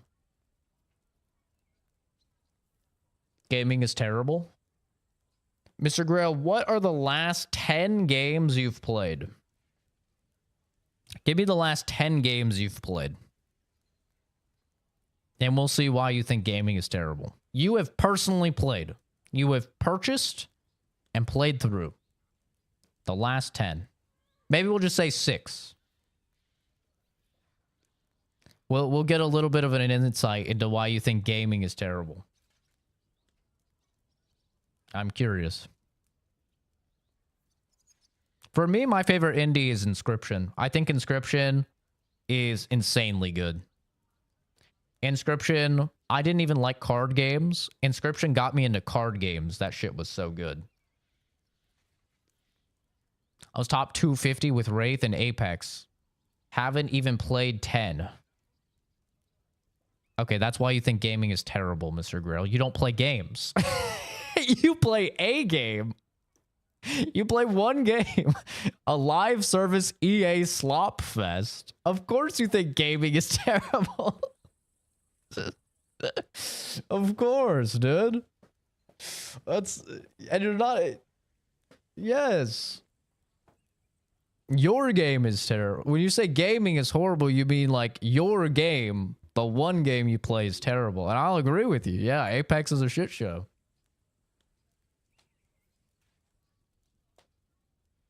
Last game I had crazy good experience was the original Star Wars Jedi Academy. Good game. Lost my system like 2 years ago. Even though the graphics were crazy old and jank, I had a lot of fun with it. Playing Warrior 2. Having about the same thoughts on stuff. I enjoyed it for what it was and had a good time. Skipped most of the cutscenes myself. Yeah. Loads of fun on was Resident Evil Village. What about PoE 2, Nex? Didn't you enjoy PoE 2? That was just this year, right? PoE 2? Yeah, I had to play Endoparasitic too. Yeah, Endoparasitic was so fun. That's a perfect example of like a game almost nobody would play, right? Or like even heard of, but it was so extremely fun, so unique. Just a master class in game design. It was so great.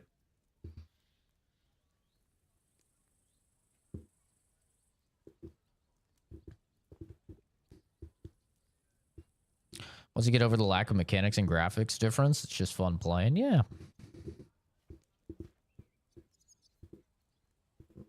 I don't like anything but shooters and or ultra skill-based games with ranked systems. Well, that just sounds like cock and ball torture with extra steps, Mr. Grail. I'm going to keep it honest with you, man. I'm going to keep it 100. That sounds terrible. That sounds awful. I 100% understand your view on gaming. That sounds horrendous. I would rather just not game. I'm going to be honest. I used to be like that when I was younger, but the older and older I got, I was like, why am I doing this? What do these like pixels on a screen matter at all? You know? Like, okay, I got masters in Apex. Am I putting that on a resume, brother? You know? Like, no, nobody cares. I'm not getting hired to a lab because I hit masters in Apex 2 seasons or whatever. It's like I'm sinking hundreds of hours into these games and I'm not getting like long-lasting memory. Like if you were to ask me like, "Oh, what's your favorite moment in Apex?" Dude, I have like 2,000 hours in Apex. And my favorite memories, like really the only ones I could even remember are from like season 1 of Apex, playing with the boys like season 1 right when the game came out. And that's maybe 1 or 2% of my playtime. So I have 99 or 98% of my fucking playtime invested into Apex Legends And I couldn't tell you a single fucking thing that happened in all of that. Meanwhile, I play a good story game. I could tell you almost everything about the story. I even play a 6 or a 7 out of 10 story game, and I could tell you everything about it. It sticks with you. And sometimes it could change the way that you see things or the way that you view people. I mean, it has long-lasting impacts. So that's why, like, I play Marvel Rivals every now and again with the boys, but other than that, like, if I'm playing multiplayer, it's going to be co-op. It's going to be like a Helldivers or a Space Marine with the boys type of thing. Or like later today, you know, Split Fiction. Like, that's a perfect example of like a multiplayer game. It'll probably stick with me, co-op with a friend.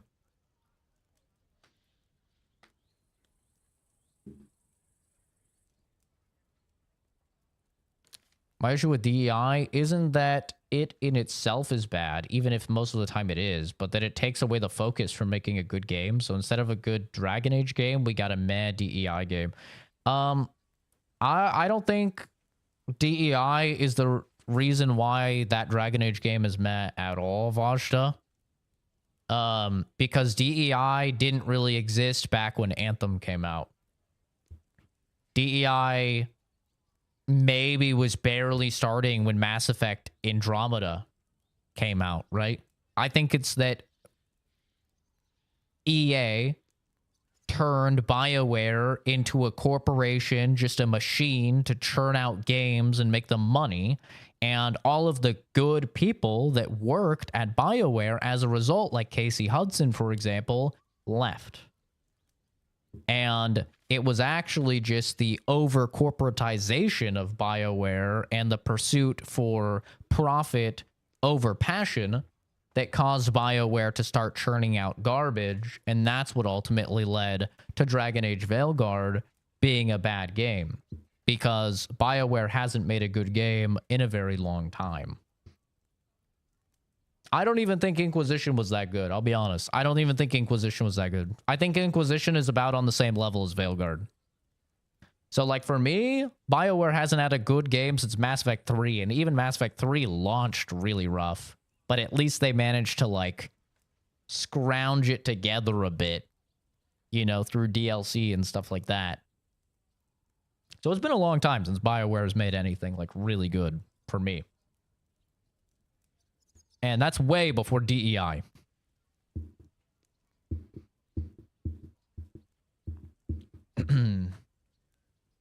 Yeah, Wingman Season 1, goated. Wingman PK, ooh. Dropping Skull Town, ooh. So much fun. Different types of games for different times if I want to chill, and it's probably RPG time. I mainly play Call of Duty, but like most types of games, RPGs have always been my love. I'll even play racism games every now and then. Huh? Can I get a couple links? It's a new genre I haven't fully explored yet.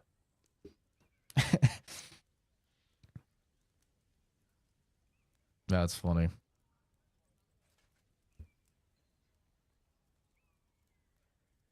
Trying to get into esports for PUBG console. It's crazy skill gap. I might have made it if I kept trying, but went back to work. So, yeah, I mean, I honestly would not even want to be a pro esports gamer, because then you basically just have to only play that game. And I would hate that. I would hate to only play one game. That would be terrible. Like, the beauty of gaming is that we get so many good games every single year, and I love playing them. And if it was just like, oh yeah, I'm a pro Counter-Strike player now, so I have to do Counter-Strike scrims, and I have to, you know, stream Counter-Strike 1 billion hours a week or whatever, and like all I could play is Counter-Strike, I would just start to hate gaming. Like, that would suck.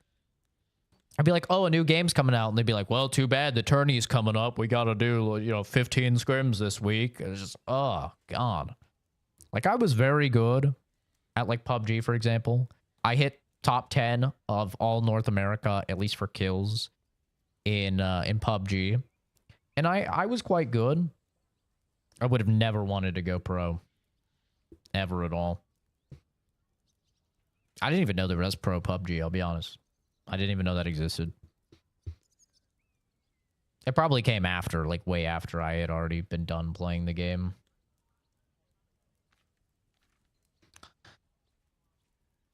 Yeah, the Mass Effect 3 multiplayer doing well with all of those loot boxes and characters and classes and stuff like that was definitely what led EA to just 100% kill BioWare. Just milk them. Hardly watch live streams, but I like your stream. You're cool to talk to. You interact with your viewers, which is cool. Just some kind words for you. See you next time. Thanks for stopping by, Jason. Have a good one, man. Take care. Yeah. I mean, some people get upset. They're like, play the game. You know, some people get upset. But for me, what's most important is interacting with you guys. I think it's what sets me apart from most streamers is shooting the shit with you guys. It's the whole reason I stream. If I just wanted to play a game, I wouldn't go live. You know? I would just play the game. I love shooting the shit with you guys. I love getting to know different people. And, you know, we get through the game when we get through the game. I'm not in a rush or anything like that. An awesome squad mate in PUBG. Well, that was back when I got very angry at video games, for sure. I was, nowadays I'd be a cool, chill teammate in PUBG. But back then, oh man, I was spurging out. I'd get so mad. Thinking hard, I think the most racist game I've played is Morrowind. The Khajiit is the worst, but all the races of Tamriel are racist. Metaphor Refantasio. Metaphor Refantasio. Just last year. Very, very, very good game. Nominated for Game of the Year. Won a couple Game of the Year things. Metaphor Refantasio is the most racist game I've played in a while. Literally the whole game, it's called Metaphor because it is just a metaphor for our actual civilization and racism and classism and stuff like that. It's not at all subtle about any of it, but the whole purpose of the game is to essentially get rid of racism and classism. You know? Metaphor Refantasio. Turbo racist game. Very good, though. If you like Persona or JRPGs, very, very good game. Yeah, it was Mass Effect 3. Mass Effect 2, I don't think had multiplayer, but Mass Effect 3 was the one with the loot boxes. You could unlock the classes and characters and stuff. No politics. That's still a rule, right? I mean, politics is such a broad term, right? Us talking about DEI in a video game could be considered politics to somebody, you know? I think there's, it depends on the context. I'm not going to say, like, politics isn't allowed, but we're not going to, you know, start talking about fucking legislation or something like that, you know? That's like, okay, this is not the place for it, right? Time and a place type of thing.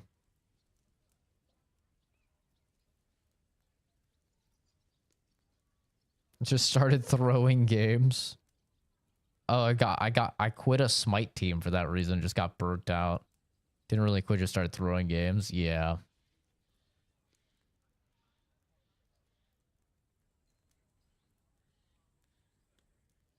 Played this one Vietnam War game on my mom's computer when I was little, and the VC in it were literally yellow. Oh, dude, games used to be really racist. Yeah. One of the Command and Conquer games, you had like these poor Middle Eastern guys that you would send out, and they would say like the most sadly racist or like the most sad things in the most racist stereotypical accent. It'd be like an Indian guy, he's like, please, I need some shoes. Can I get some shoes, please? As you're like making him move somewhere. It was like, Jesus Christ. I am sending these poor Middle Eastern teenagers to their demise. En masse. And it was sick. Yeah, it was fucking awesome. You would literally just send in suicide bombers and they'd be like, "Ah, la, la, la, la, la, la, and they just fucking start blowing up America's tanks. It was like, Jesus Christ. This is crazy, dude. Command and Conquer. Good days, dude. Good times. I never played the China faction, but I guarantee the China faction was probably also very racist. I usually played America because America, they were just like, hell yeah, brother. Let's go. You'd like click for your tank to move and they'd be like, yeehaw, let's fuck them up, brother. America, America. It's just like, what the hell?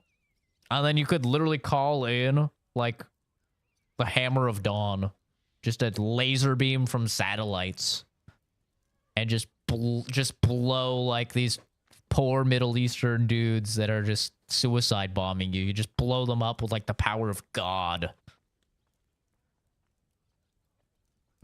I've played Postal, yeah. I have played Postal. Will you sign my petition? And then you just pull out your wiener and you start pissing on them. Yep, I've played it. Good game. About a certain political person being worse than World War II. Oh, what, Trump?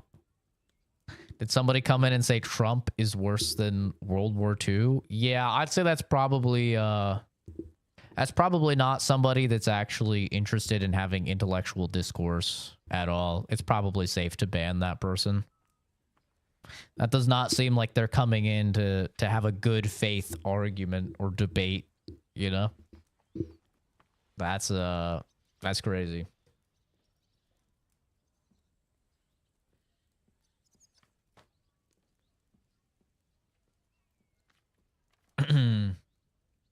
Yay! Yippee!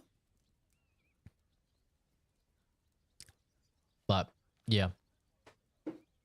Good talk. Good shooting the shit. Deer Avenger? I've never heard of it.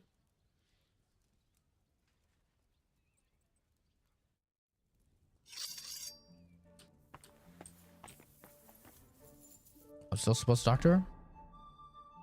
Oh, I'm supposed to ask her about the passageways. Tell me more about this mine gallery. It's been abandoned for years, but we could use it. According to the drawings, it's very close to the court cellars. Christian of Pisek confirmed it. Block hunter, but you're a deer shooting hunters? That's incredible. Had long suspected he had enemies among his own ranks. I love that. Maybe he had an escape route built. He just didn't finish it in time. Trump's trying to actively solve the conflict? What do you mean? I don't know what the guy was saying. And I also don't really care what he was trying to say. If you're going to come into a chat and the first thing you're going to say is literally anyone is worse than World War II, yeah, I probably don't want you here. You're probably not the type of person that's going to be a rational, well thought out individual that's going to follow the rules of the channel, you know? What was the tunnel to the crypt used for? It's a safe route for anyone who wants to disappear undetected. Just like the one we took to get here. Has anyone ever used it? No one that I know of. The servants used it to dispose of waste. Waste? What kind? It leads from the kitchen, so I'm sure you can imagine. Bones, scraps, slops. Mama would love that. Future American. What That's exactly am I crazy. supposed to be looking for down there? What are we searching for? We need to find and mark the point where the crypt wall joins with the tunnel. When we break through the wall, only a thin partition will be between us. I and wonder the if we have to go to war to Canada, if I'm gonna get to pick a side. You can tell if there's a cavity behind the wall. You think they'll by let me pick a sound side? Or do you think they're just The gonna gallery is deport me also back to damp, Canada? So the spot might be a different color. So, I'll be knocking on the walls in the dark and looking to see if any is a different shade. Well, I would choose yes, America, by pretty the way. much. Just Thanks putting for the that out advice. there. Anything else I should know? You'd better In case hold that your wasn't nose obvious. and look before your feet when you enter. All right then. Internment camp? Oh, come on, dude. Come on. Give me a break. Depends if you're a citizen. I am a citizen, but I wasn't born here. I'm an immigrant. My family's all immigrants. We would annex them or just not take it. Canada would have to be really retarded to go to war because they would lose. And they wouldn't lose by a small margin. I mean, even if they got China backing or Russia backing, which is quite probable because they would want to, you know, jump on that imbalance of power in that conflict, Canada would still lose.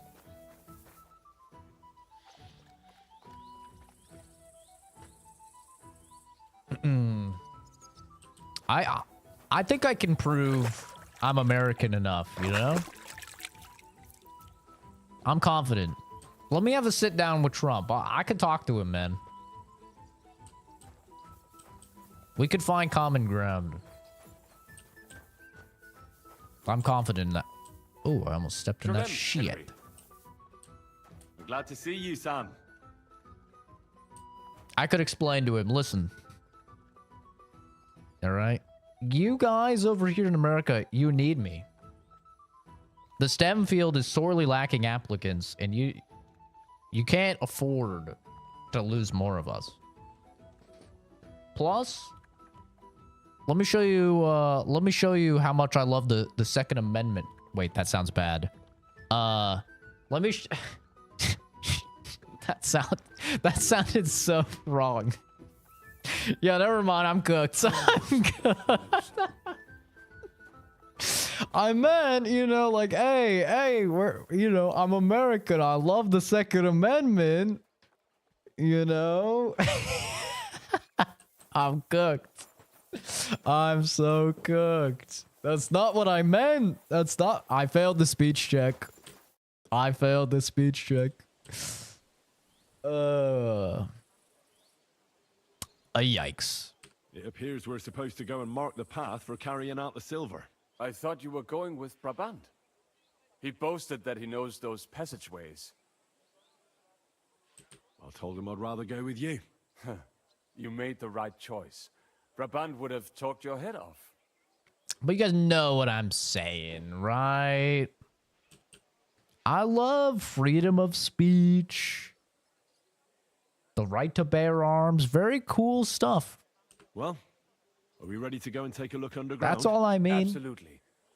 Where is the entrance anyway? In the kitchen. That's a promising start. That's not good, man. I can't be saying stuff like that when I look the way that I do. Me and Mr. Crooks look way too similar for me to be saying anything along those lines. That is not ideal.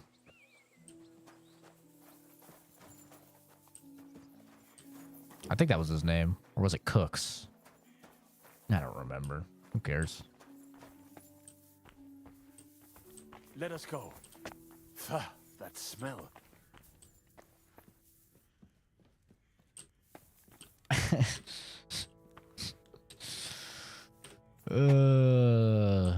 Normally I pass speech checks. Throwing shit down here.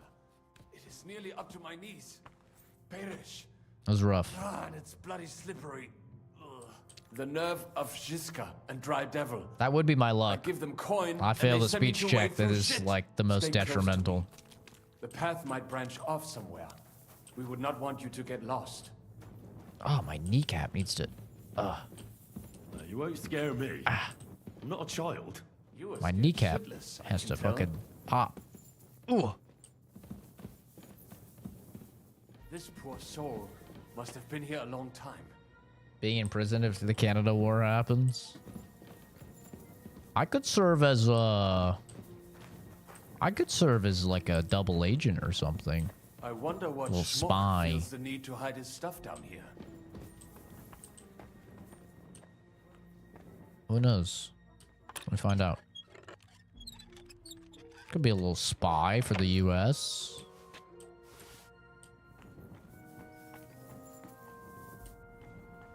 Get rid of the looters. Hey guys, can you get the fuck out of here? Can you get out of here? What are you doing here? Sitting around, twiddling our thumbs. Is it not obvious? They are stealing from your Christian brothers. Are you guys stealing from my Christian brothers? What are you looking for on those corpses? Valuables? They don't have any. These poor wretches was already robbed by our grandfather's grandfathers. We're happy with trifles. What do you mean? Well, fingers, teeth. If we get lucky, some smaller bones too. Lennox pays well for those. Who's Lennox? Who is this Lennox? You don't know that numbskull? He's the gravedigger in Sedlitz. He's not the sharpest, but he helps us make a decent living. What's decent about it? We never harmed a living soul. Can you say the same? You got me there. Dude's building the camp by himself. All right. I guess I have to go on the losing side. Great. Maybe I can hide north enough in Canada where they won't come looking for me, you know? Maybe that'll do. You know what's sad? Is they'd probably leave Quebec alone, because nobody wants those guys. Who'd you sell the relics to? We stay clear. They'd probably get away scot-free, What man. if someone recognized their grandfather's thumb? That could be awkward. Lennox, the gravedigger from Sedlitz, sells them for us. It seems more trustworthy coming from him. But that's sacrilege. And what about selling indulgences? That's outright simony. Ooh. Can't you be honest and steal from the living? Why? Folks line up to buy these miraculous relics. How did you get here? We hid behind the altar. Then we broke in here at night when the church was Run to closed. the Philippines. We were gonna wait Thailand, here I come. We got to work. Then we heard a loud noise. Someone was a bit too keen and closed the lid of the crypt. So we're kind of trapped here. Serves you right. That's what you get for disturbing the dead. Wait, how did you two get in here? That's what I'd like to know too. No witnesses. Fuck off. Suit yourself. We'll beat it out of you then. So much for you don't hurt anybody, eh? To hell with you. Oh, he's being nice and not killing them. Sorry, Samuel. I'm not nearly as nice as you, Samuel. Come on then. Oh. He did. Now I loot the looters.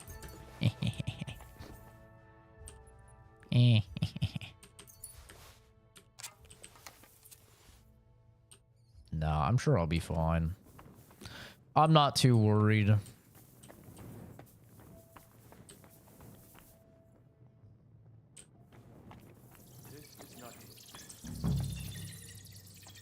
Canadian people will definitely just like leave Chicago alone.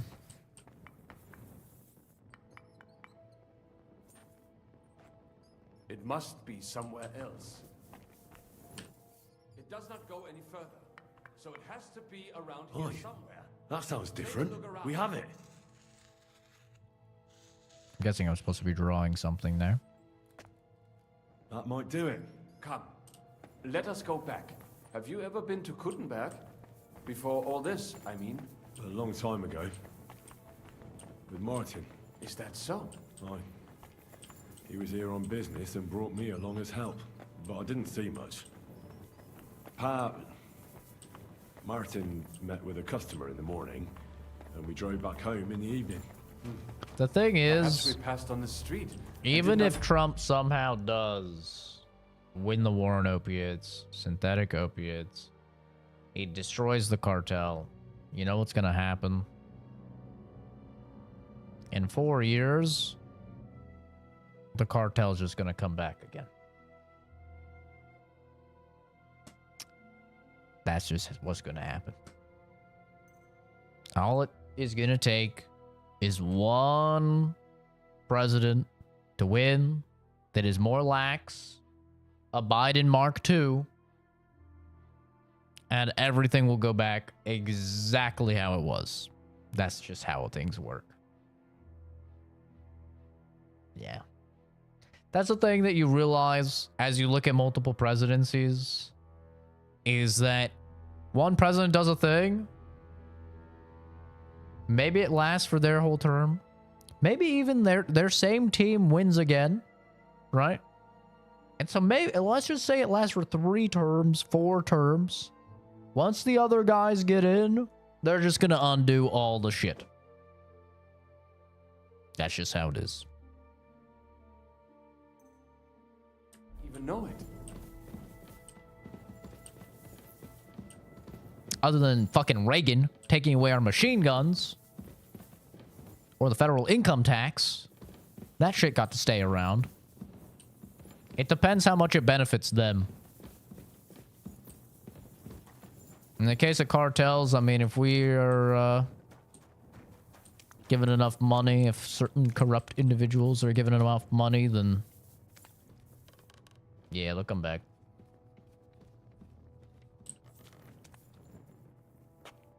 Moves at 2 terms and stays in office. I think that there would be some real bad repercussions of that. I think you've got you have more of a chance of like just JD Vance running.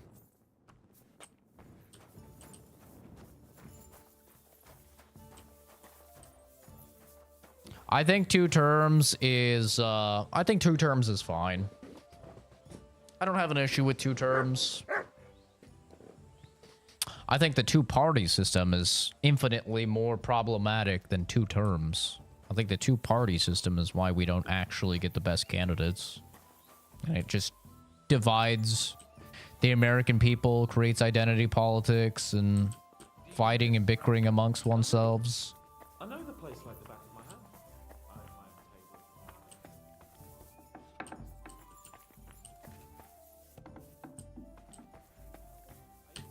Sam and I walked through the cellar as far as we could and marked the spot where we should dig. Well done. Brabant has found some men in the meantime.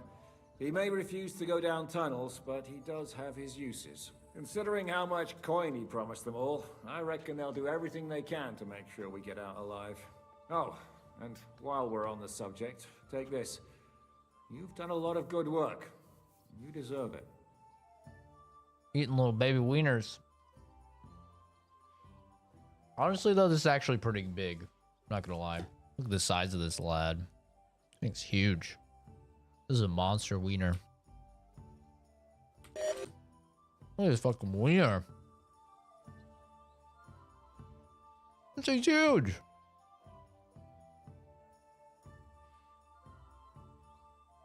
God damn. Oh.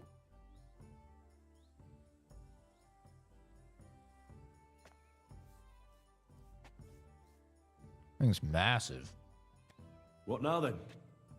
Have you come up with a way to get to the legate and persuade him to take us to the Italian court? I should say so. Hey, listen up, all of you.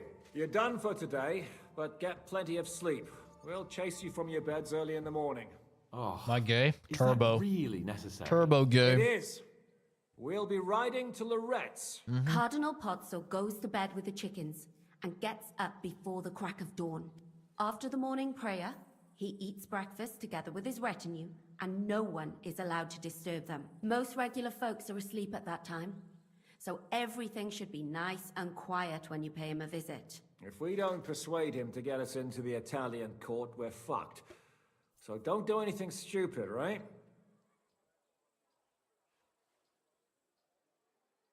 Is everyone going there? Everyone except Capon, Brabant, Catherine, and Rosa. What? Am I just supposed to sit on my ass with the women? At least you'll get your beauty sleep. That's what you wanted, isn't it? It's true we shouldn't leave this place unwatched. Too fucking right. And don't you worry, Lord Capon. If anyone tries to get inside, Catherine will protect you. Keep your jokes to yourself, Tosspot. You took the words right out of my mouth. Oh, come on. Lighten up a bit, eh? Should we be prepared for a fight? That shouldn't be necessary. Godwin insisted he'll sort things out peacefully with the Cardinal. Sorry, snack man. I reckon we'll have to twist his arm a bit. Not interested. And while Godwin's persuading His Eminence to put on a show with us at the Italian court, the Devil, Janosch, Kubienka, and Ada will take his retinue away to the Devil's Den. Hagen and Urso will be waiting for us there to keep them under guard. So what exactly am I supposed to do? Like I said, stand beside Godwin looking mean. With a bit of luck, that'll be enough. Exactly. No killing. All right, let's get to work. Report to me tomorrow morning, is that clear? Pigs in blankets. Those are not very good wieners.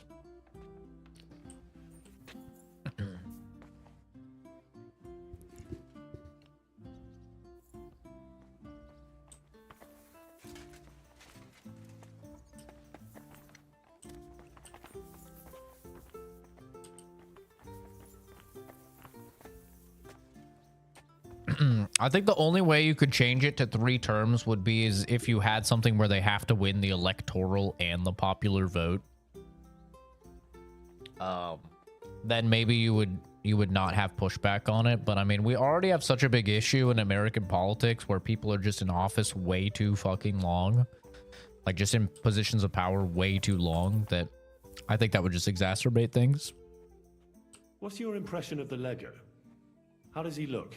Cardinal Pozzo? Actually, he surprised me. I was expecting a shaky old codger, but he's a pretty handsome fella. It's a shame he's a clergyman. Meaning he's young? Well, he's certainly older than you, if that's what you mean. So if he's older than me, he's not that young, eh? I'm no clueless boy either. But you are a boy, Henry. And if you survive all this madness, you'll still be for some time yet. He basically just called her old.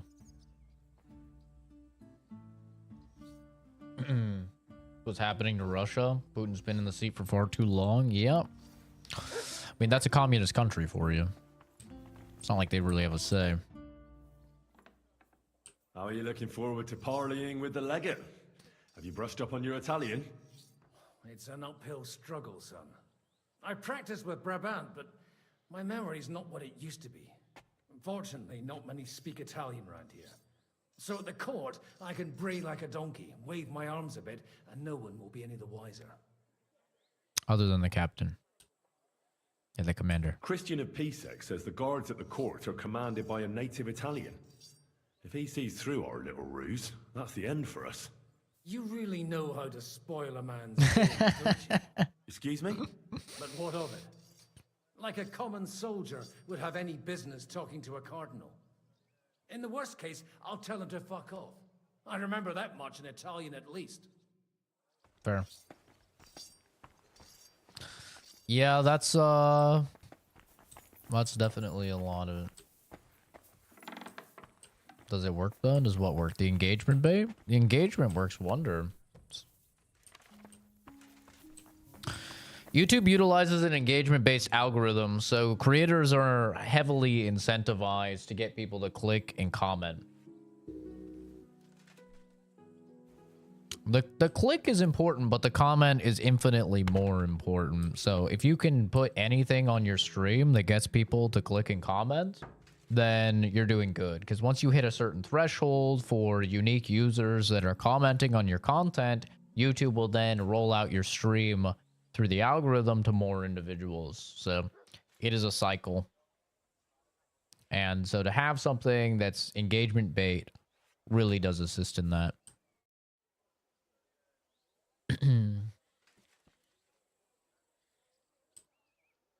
Roll out. I'd like to learn a new... Why not? Oh, he only knows sword stuff. Can we go to Lorette's now? I reckon it's too late now, eh? We have to leave before the crack of dawn tomorrow, while it's still... Okay. Ghoul man. Yeah, obviously things always are going to vary when it comes to like the YouTube algorithm. There's so many factors in play, but the more that you can minimize the factors at play and the various variables, the better luck you're gonna have, right?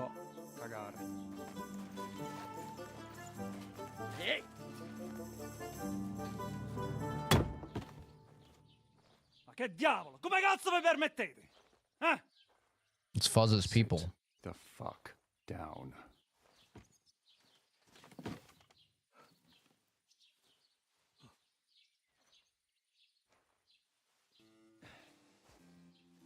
Nos non...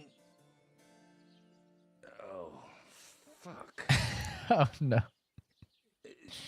Nos non cuer... Vos nos... Vos non vulnerabo. Nobis est petitio. No. Proposal. Google Translate really did save the world, didn't it? Ragazio. Can you cut it short? Fuck! Don't interrupt! Latin is tough when you're sober. Uh-oh. Ha! Fucking hell! Andiamo! Forza! After damn them! it. They mustn't get away!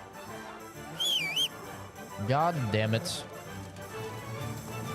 This is where the fast horse is needed? Well, my horse ain't slow. I don't know if it's going to be considered fast in the world of fucking Kingdom Come, though.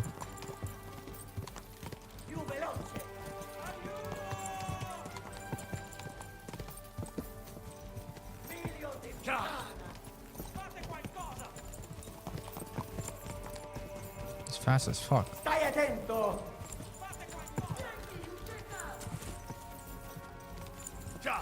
Where did he go?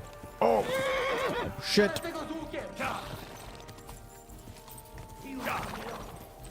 Uh-oh. My horsey is not happy. Quick!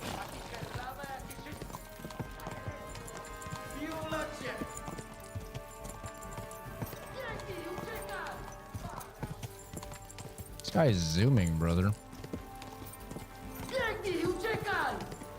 Hey, man. He's so fast. How the hell can you catch up to this guy? Well, do your best, don't you? That's all you can do, really, isn't it? Guess in these times, no. Yeah. Not sure about this though, eh? Who's keeping these roads? No one looks I literally have after the them, you know? fastest horse I've found in the entire No one game. gives a damn until some noble rides along, and then... Then he's surprised.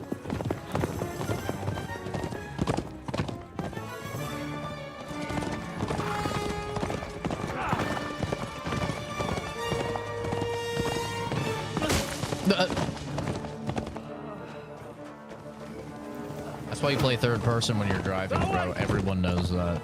Everyone knows you play third person while you drive. Per amor di Dio, mi lascia in pace. Io sono un uomo di chiesa, capite? Non ho fatto nulla. Non tempesco. Misericordiosa Vergine Maria. Cosa He's gonna punch him. cosa vide Angeli Maria? His face is not loaded. Well. Okay.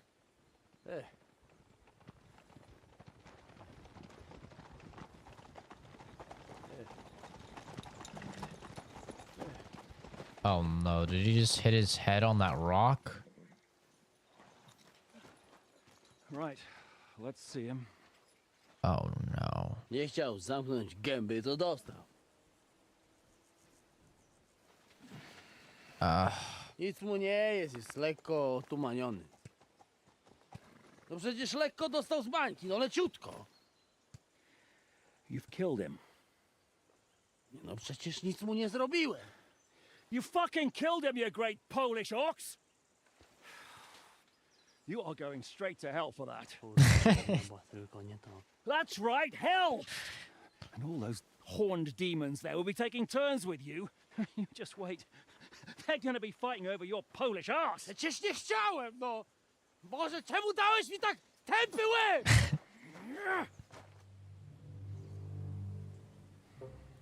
God fucking damn it.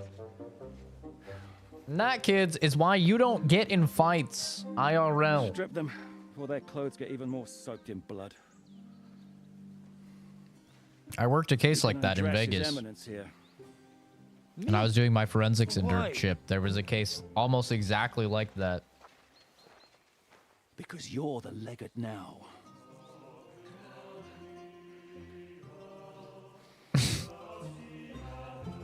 Not on a rock though. On the cement. Some guys got in a fight. One knocked the other out, and then he fell. He hit his head on the cement, and he died. That didn't really work out. What are we gonna do now? You heard, didn't you? Apparently, it's pretty common. We'll get rid of the bodies, get Godwin dressed up, and hope his Legate Act fools the Church Council. It's too late to back out now.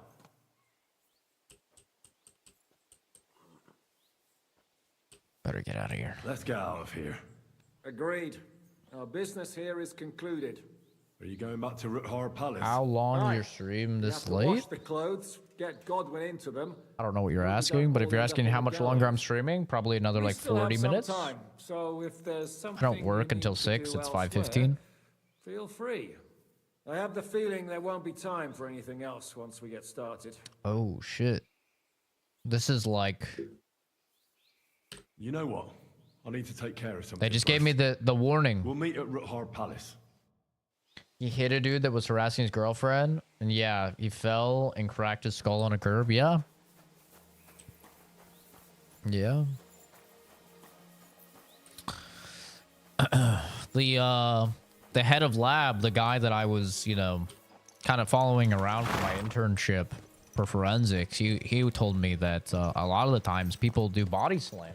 Like they get in fights and then they do body slams. They'll just fucking pick the guy up, throw him down. Well, I mean, you're in Vegas. What's in Vegas? You've got rocks. You've got concrete. That's about it. You know, maybe you've got some sand or some dirt, but there's no like grass or anything, you know? And so, yeah, they body slam the person, and then the person just fucking goes comatose or they die, and then the person's screwed.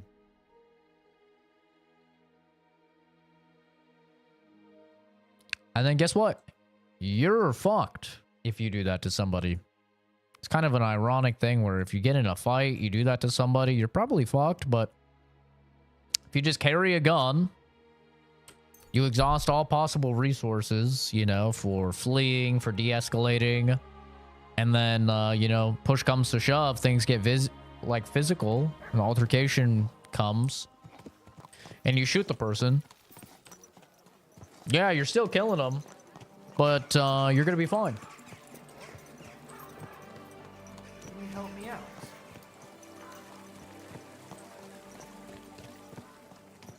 No, I cannot. Random villager.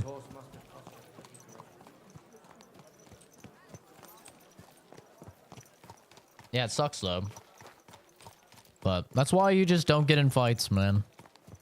You really gotta learn to control your emotions and, you know, kind of just being an adult about things.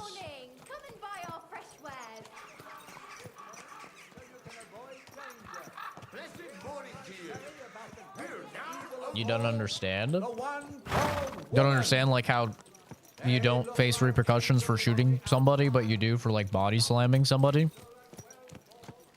It's because when you're engaging in a fight with somebody, like that, and then you're going for a body slam or something, it's much harder for you to convince, like, a jury or law enforcement that, you know, you had, like, no choice. Because they're gonna say you had no choice but to body slam the guy. Like, you had to pick the guy up and slam him down. Right? Because clearly, if you can body slam a guy, you're showing that you're physically capable. Right? Like, I couldn't body slam a dude. So you're showing that you're physically capable. And if you're physically capable to pick somebody up and slam them down, then you're probably physically capable to de-escalate in another manner, whether it's pushing them away and running or something along those lines, right? Whereas if you shoot somebody, I mean, you can make that pretty clear that you thought your life was in danger. You were really worried about what would happen. Some side quests will not be available.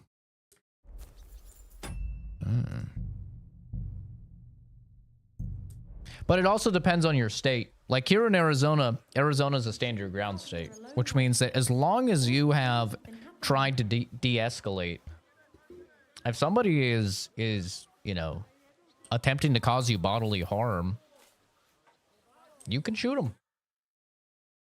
You know, as long as you have definitely tried to de-escalate the situation.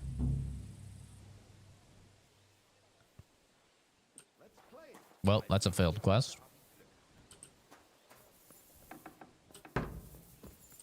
That's okay, though. We made the save. You bonars. Ours nice and round. Yeah, it's gonna be pretty tough for you to like. Monsignore, mi spiace. Oh no. On back to front. Oh shit! How the hell? He looks like a grandma. Fuck! Now I'll have to take off all these layers again. I'm yanking your pizzle, Godwin. I mean, vostra eminenza. He's just yanking your pizzle, I'd brother. like to punch you in the face, but the way you look is punishment enough. I have to reboot. I have the bug where it's running like shit. Gotta reboot the game. Yep, I'm in Arizona. I've lived in a good amount of states, but right now I'm in Arizona. But I think we might be moving to like Tennessee.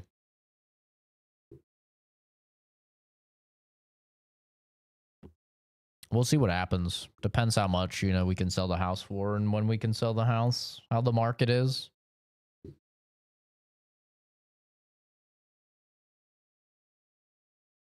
Yeah, the most important thing when it comes to self-defense is that you attempt to de-escalate. And you can make it very clear that you were not seeking out trouble and that you were not, that you essentially had no choice. You know, when you take your like concealed carry class, they'll go through a lot of different like various scenarios with you and they'll ask you like, are you allowed to shoot the person?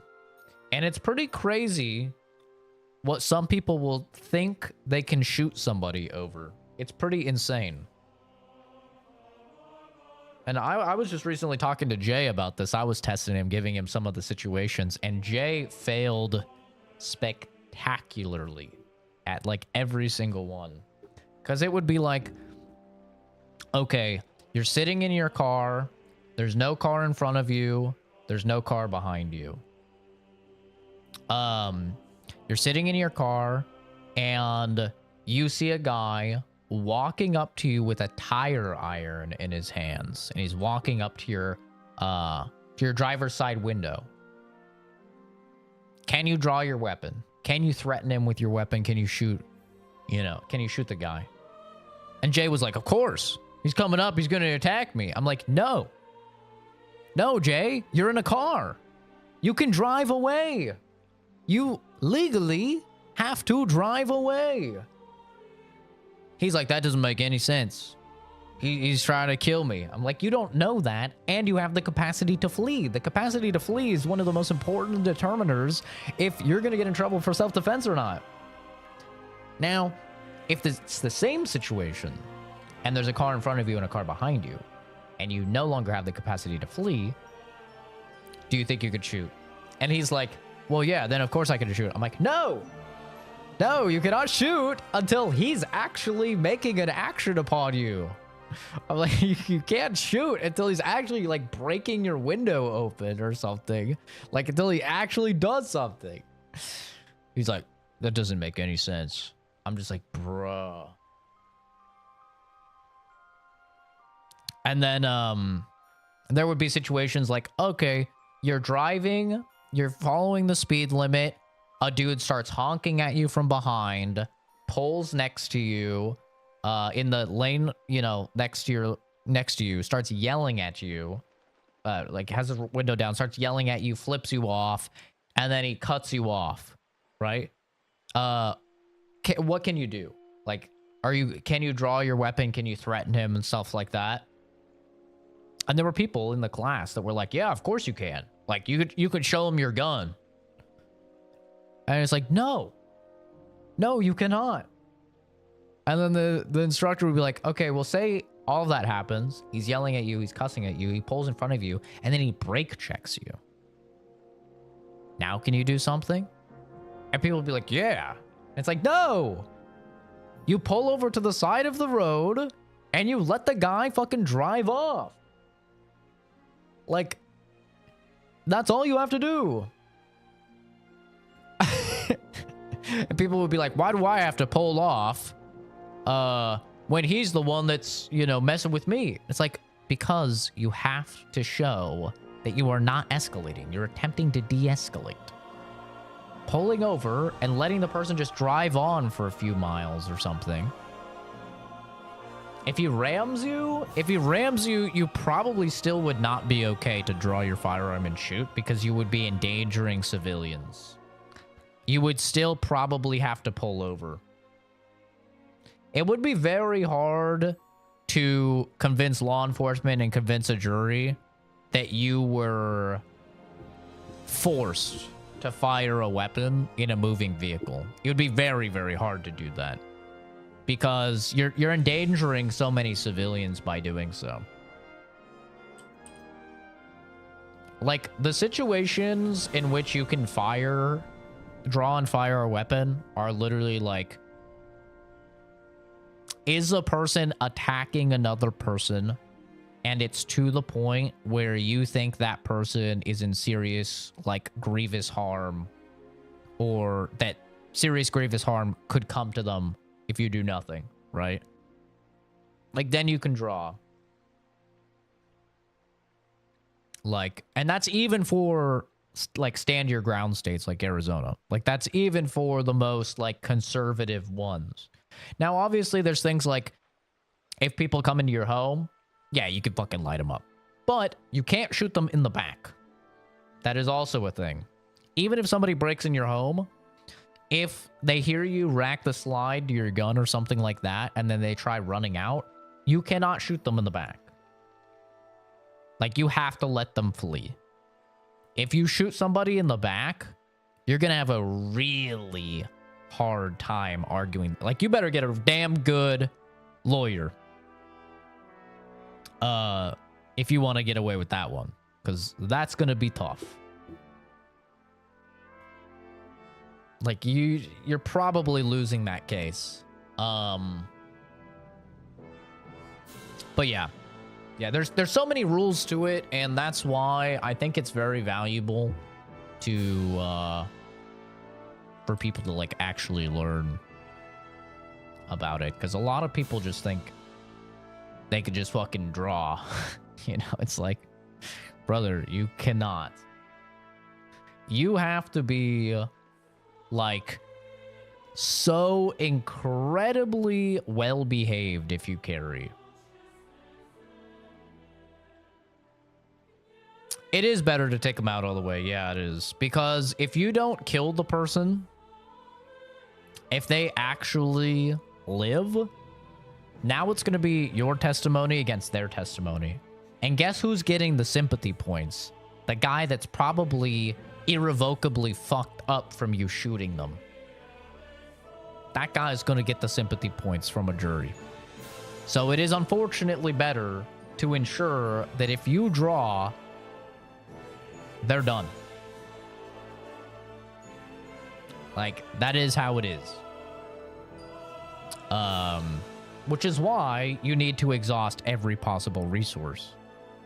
And, like, I was talking to Jay when he was talking about how he got his gun, he's carrying his gun and stuff, and I was just like, I said something about, like, what did I say?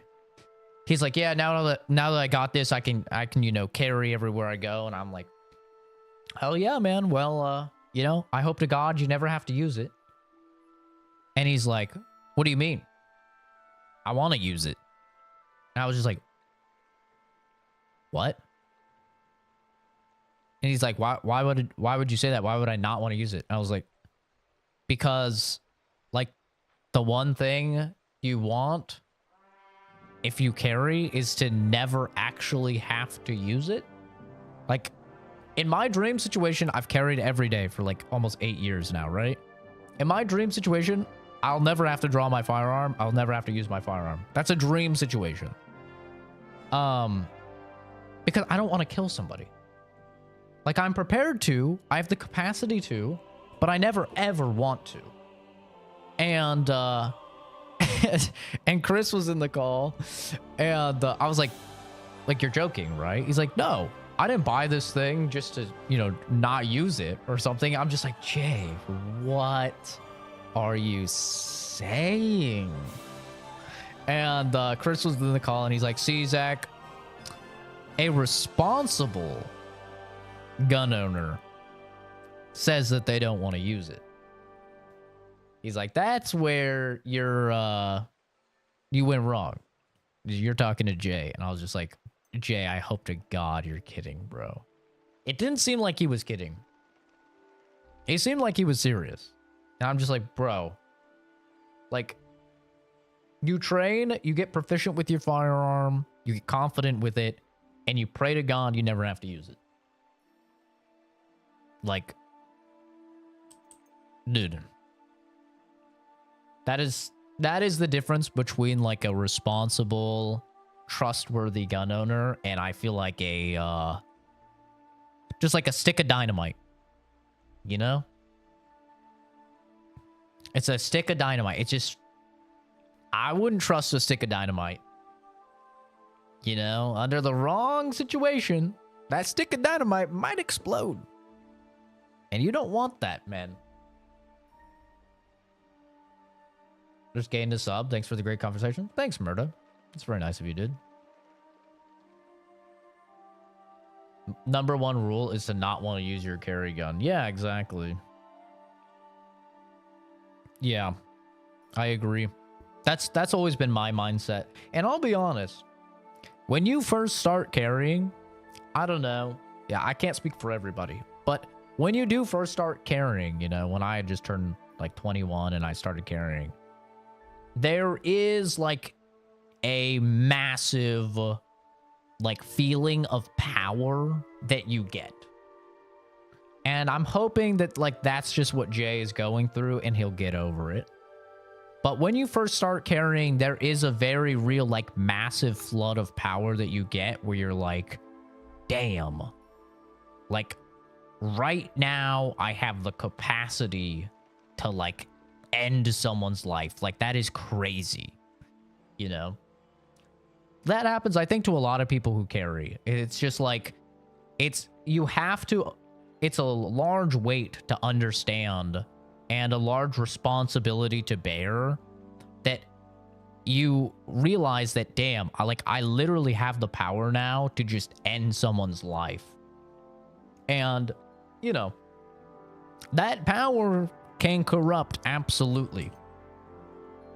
And I think part of like being a responsible carry owner is realizing that, like, for me, it was realizing like, oh, I need to be under like better behavior than every other person because I have this power now. I need to be the nicest, most polite individual in the room at all times, the most non-confrontational individual at all times because I have this power now. But some people, they go the opposite way and they go, oh, I have the power to just ice anyone. I'm gonna act like a fucking big shot and no one can do anything because if they do, I can take them out. And I think that's kind of like the two sides of the coin there. And I'm hoping Jay is just like, you know, he's new to carrying, so I'm hoping he's just having that like, oh, I've got all this power, and I hope it simmers down for sure. 5090, $3,080, a little stoop. Add to cart. Proceed to checkout. Fuck! Fuck! God damn it! I'm never gonna get a fucking 5090. It's never happening.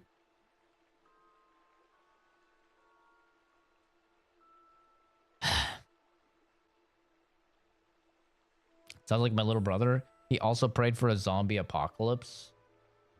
He's no longer with us after putting it to his own head. Damn. Rip, man. I have met people like that, though, that are like, I'd love a zombie apocalypse. That'd be so cool. I'd love like a Fallout type of world. I'm just like, what? Why?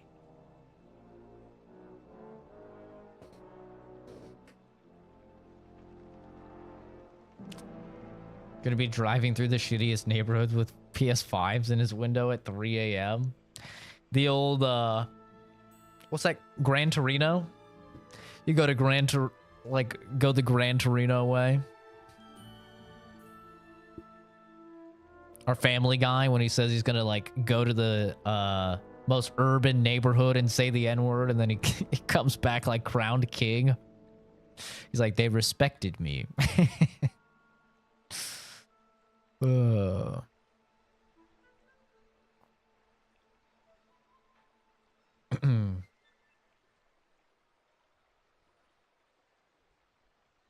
Yeah, I always am just non-confrontational. When I drive in the right lane. Always. Like on the highway and stuff. I drive in the right lane. I go the speed limit or maybe a couple miles per hour under the speed limit. I always maintain proper following distance. If people cut me off, I will slow down to maintain that proper follow distance. I don't honk at people. I literally just chill. I do not give in to any sort of road rage or anything. I just listen to my music. I vibe out. I practice all, safe and defensive driving techniques. And I don't really talk to people or interact with people at the store. When I do, I'm kind and courteous. I say my P's and Q's. I'm very soft spoken. I don't talk like this at all. Like when I'm out and about. I talk very like soft spoken, like a customer service type of voice with people. And yeah, it's worked fine for me. I've never had an issue. It's just, yeah, once you have that, once you're carrying, it's just like, I don't want anybody to know I'm carrying. I don't want to become a target to anybody. I'm just gonna, chill. Oh yeah, I'm very NPC-like, 100%. Yeah, I'm the same way. I go full NPC mode.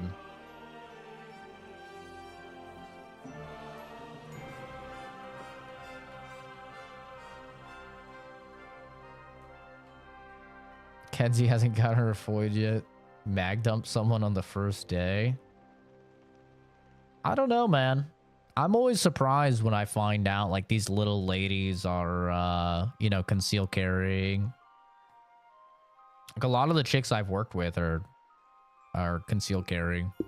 In the past, I don't work with anybody, any females really in the STEM field. There's not really a lot of them, but previously, like when I was working temp jobs and stuff like that, customer service, stuff like that, a lot of the chicks that I worked with concealed carried.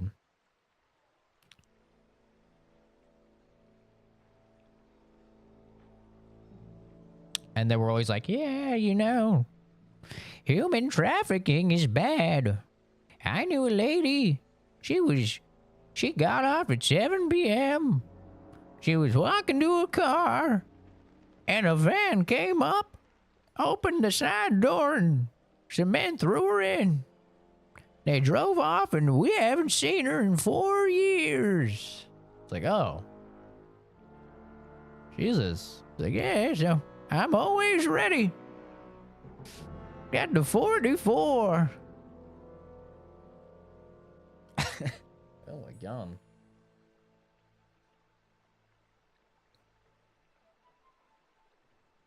Yeah, I'll be happy if I never, ever have to get into any sort of conflict at all.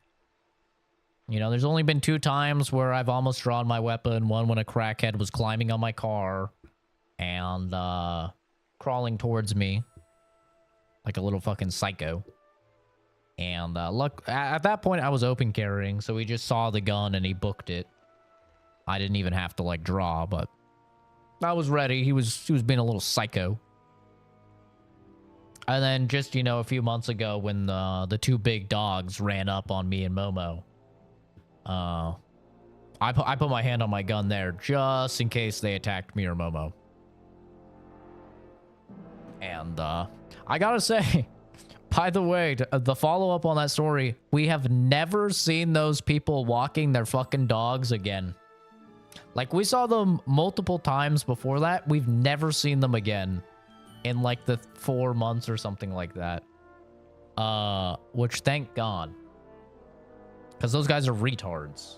Having just big old dogs, no leash, middle of the night, running around. It's like, you guys are so stupid.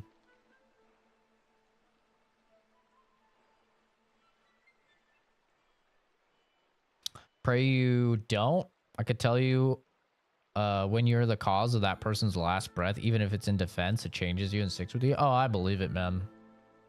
Yeah. I've seen a lot of death, especially, you know, in my time doing my forensics internship. I saw a whole lot of death, but yeah, I can't really imagine what it would be like to be the cause of that death, you know? That's definitely got to hit you different. Italy, it's difficult for things like that to happen. Everyone knows everyone. Yeah, well, they definitely know me now. Because the look on that guy's face, he almost pissed his pants when he saw that my hand was on my gun. Because his two giant dogs ran up on me and Momo with no leash. Bro was like, oh, so sorry about that. And then he looked and he just saw my hand, you know, on it. And he's just like... And like him and his girlfriend just said nothing. And they just like got the dogs and they just left. They said nothing. And we haven't seen them in months. I'm just like, dude, not only are you literally breaking the law by having your dogs not on a leash, but you're walking them at like 8:30 at night where we can't see anything. And they're big dogs too, man. Like what is up with these people? They're so dumb. Well, I'm happy you made it through, Murda. That sucks, man. When I see people with giant dogs off leash, it's crazy. Yeah, I mean, it's illegal here. Not only is it just against all of the neighborhood's rules that we have posted, but it's also just literally illegal. So... I don't know what people are thinking. It's like, brother, I love dogs, you know?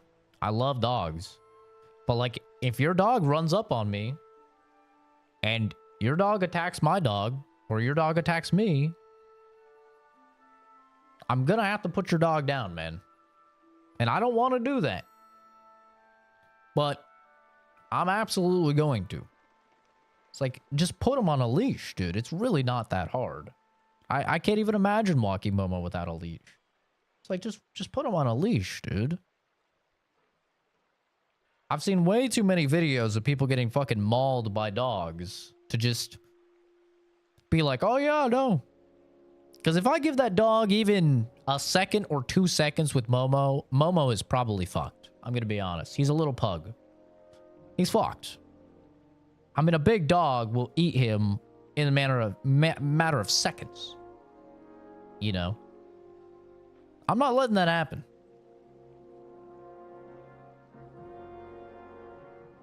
And then the thing that always worries me is it's like, how is the person going to react, you know?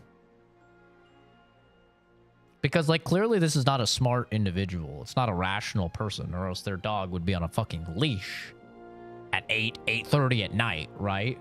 So, like, clearly they're not a very smart individual. How are they going to react to me shooting their dog? Are they carrying? Are they going to get upset? Are they going to try and shoot me now? You know, it's like, I don't want any of this to happen. I don't want any of it to happen. I don't know what would happen if you shot the dog to save Momo legally. I've done a lot of research. If you kill somebody's pet in a situation like that, it counts as destruction of property. And you typically have to pay. It's typically just a fine. It's fucked up, but that's how the law sees it. If you kill somebody's animal, it's destruction of property.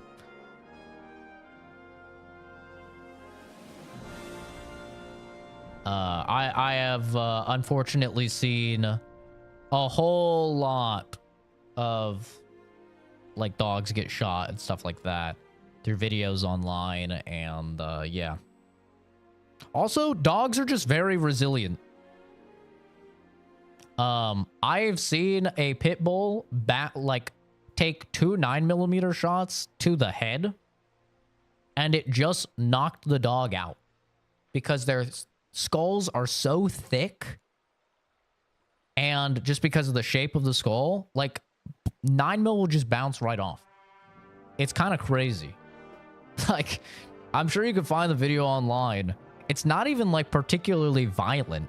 Like, a dog runs up on a guy, he draws, he shoots it 2 times in the head. It falls down. The guy, like the owner of the dog, is like really pissed, and then the dog just gets up and just like walks over to the owner. It's like, what? You could shoot a fucking pit bull in the head twice, and he's just like, fucking, oh man, that gotta hurt. Jesus Christ. Yeah, you gotta shoot him in the body. Their skulls are just too thick. It's pretty wild, actually. I was like, God damn, I never thought of that.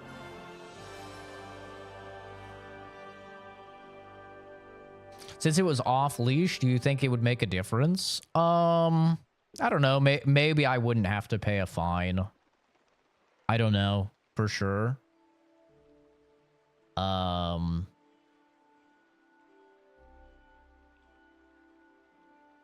But yeah, I don't really know. All I know is that you're really not facing a lot of legal repercussion if you kill someone's pet. The danger of killing someone's pet in a situation like that is what is the pet owner gonna do? Like, because that person's not gonna be happy, obviously. And also, in the case like that where there were 2 dogs, what's the other dog gonna do? Right? Because I'm sure they're homies. I'm sure they're best friends. Like, what's that dog gonna do? What's the owner gonna do? It's like, that's where it's like, Jesus, man. But yeah, it sucks, dude. I wish people were just smarter. Like, I don't want to have nightmares the rest of my life because you were retarded. You know what I mean? It's like, can we just like use our brains? We've evolved so many years. We've developed all these neurons and critical thinking capabilities. Can we utilize them a little bit, please? Like, come on, dude. How hard is it to just put a leash on your dog?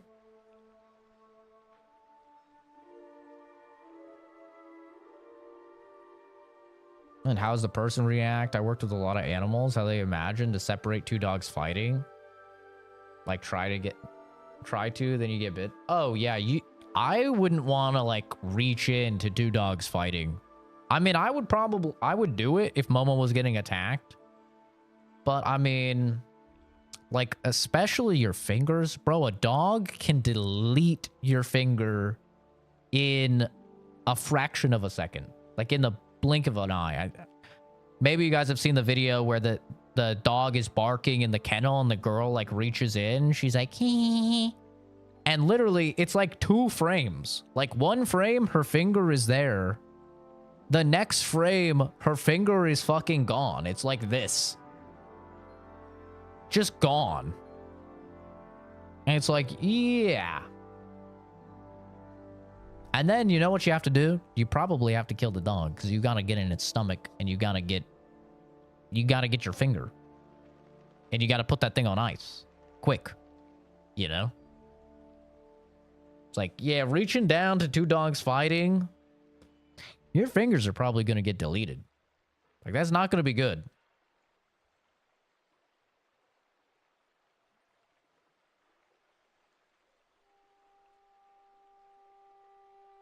I just wanted a treat. No, that dog was not looking for a treat in the video. That dog was definitely causing trouble.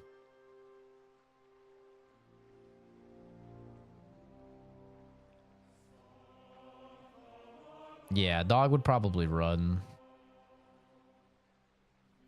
Stepdad lost his ring finger over trying to pull apart two of our dogs. It wasn't even a serious fight. They got in a little tussle over a toy. Jesus. Found the missing tip months ago. Damn. Damn.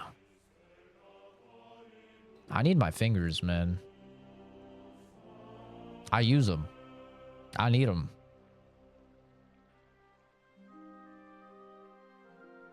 Yeah, thank God for that next. Jesus. Rolled under a rug in the whole scuffle? Oh my God.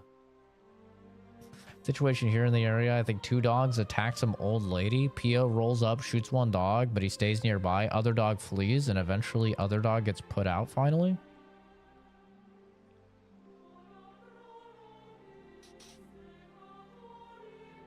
Yeah, that's scary, man. Or like dogs attacking kids. It's like, that's scary. Classic dogs. Monster of a dog. Angels with people, but never put them near a dog or another animal. They're scary. I've seen the type of dog scare away a lion. Scary shit. Damn.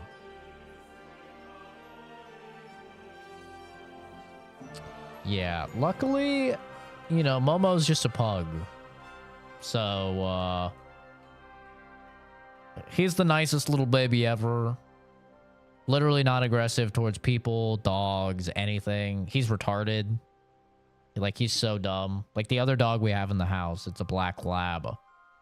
And that dog is quite big and very bad with other dogs. Like, violent with other dogs. So we always have to keep him separated from Momo. You would think Momo would know this. They've lived together for 3 years now. Momo is still so retarded and just so nice that he just walks up and he'll just start sniffing Brawly. That's the lab. They'll just walk up, start sniffing him. We're like, Momo, stop. And he's just... da-da-da-da-da. He's just like the nicest little dog ever. And like, he's so dumb. He's so dumb, dude. He's the most pure, kind little being ever. You know? But it's like he has zero survival instincts. Like, he would just die instantly. In any sort of situation. He would walk up to a bear and start hanging out with it and stuff. Like, he doesn't bark at it, at animals or anything. He just walks up. He's like, hey, guys. How's it going? It's like, bro, you know that this dog is really bad with other dogs. Like, he routinely barks violently at you. And Momo just... I'm just like, oh. God. That's a nice thing about pugs, though. Pugs, almost like unanimously, are just... Probably they don't get a lot of oxygen to their brain, you know? Their brain's not developed a lot. So... he's just nice, you know? He's just nice to everyone. He doesn't really understand. He's just a sweet little baby. Hi, baby. Come here, baby. Come here, baby. Hey, baby. Look at this guy. Look at this little guy. Look how precious this little guy is. Look at this little puppy. Look at this little puppy. Look at this little guy. Hey, baby. Hi, baby. Funny poor things. They have the hardest time when little. Yeah. Oh, he's got a little toothpaste on his face. I need to clean that up. You got some toothpaste on you, man. From when I brushed your teeth yesterday. Hi, Bubby. Yeah. He's just the nicest, chillest little doggy. He just hangs out. Just loves everyone. He has no idea what's going on. There's no thought but behind his eyes, you know? Other than maybe food. Or treats. Yep, see, he knows that one. And a walk. He knows about that one too. Hi. Hi, puppy. Yeah, smooth brain. He got a little smooth brain.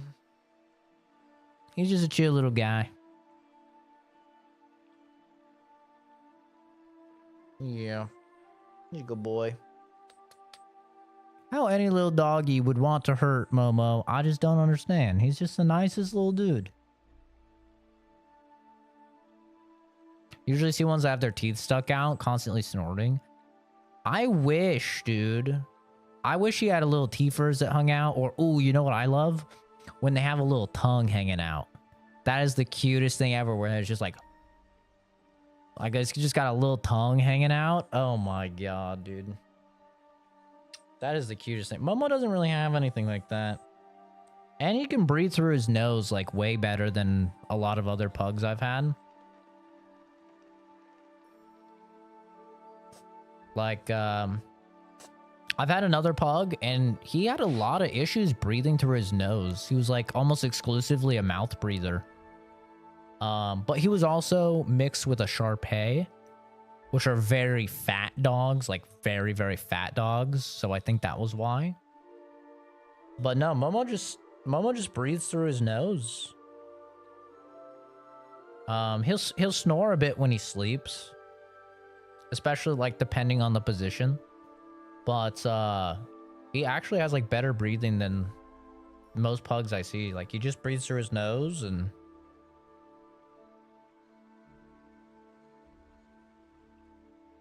what a good boy. He's such a little precious puppy.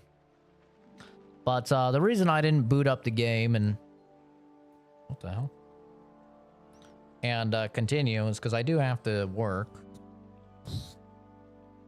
I do have to work in 4 minutes. So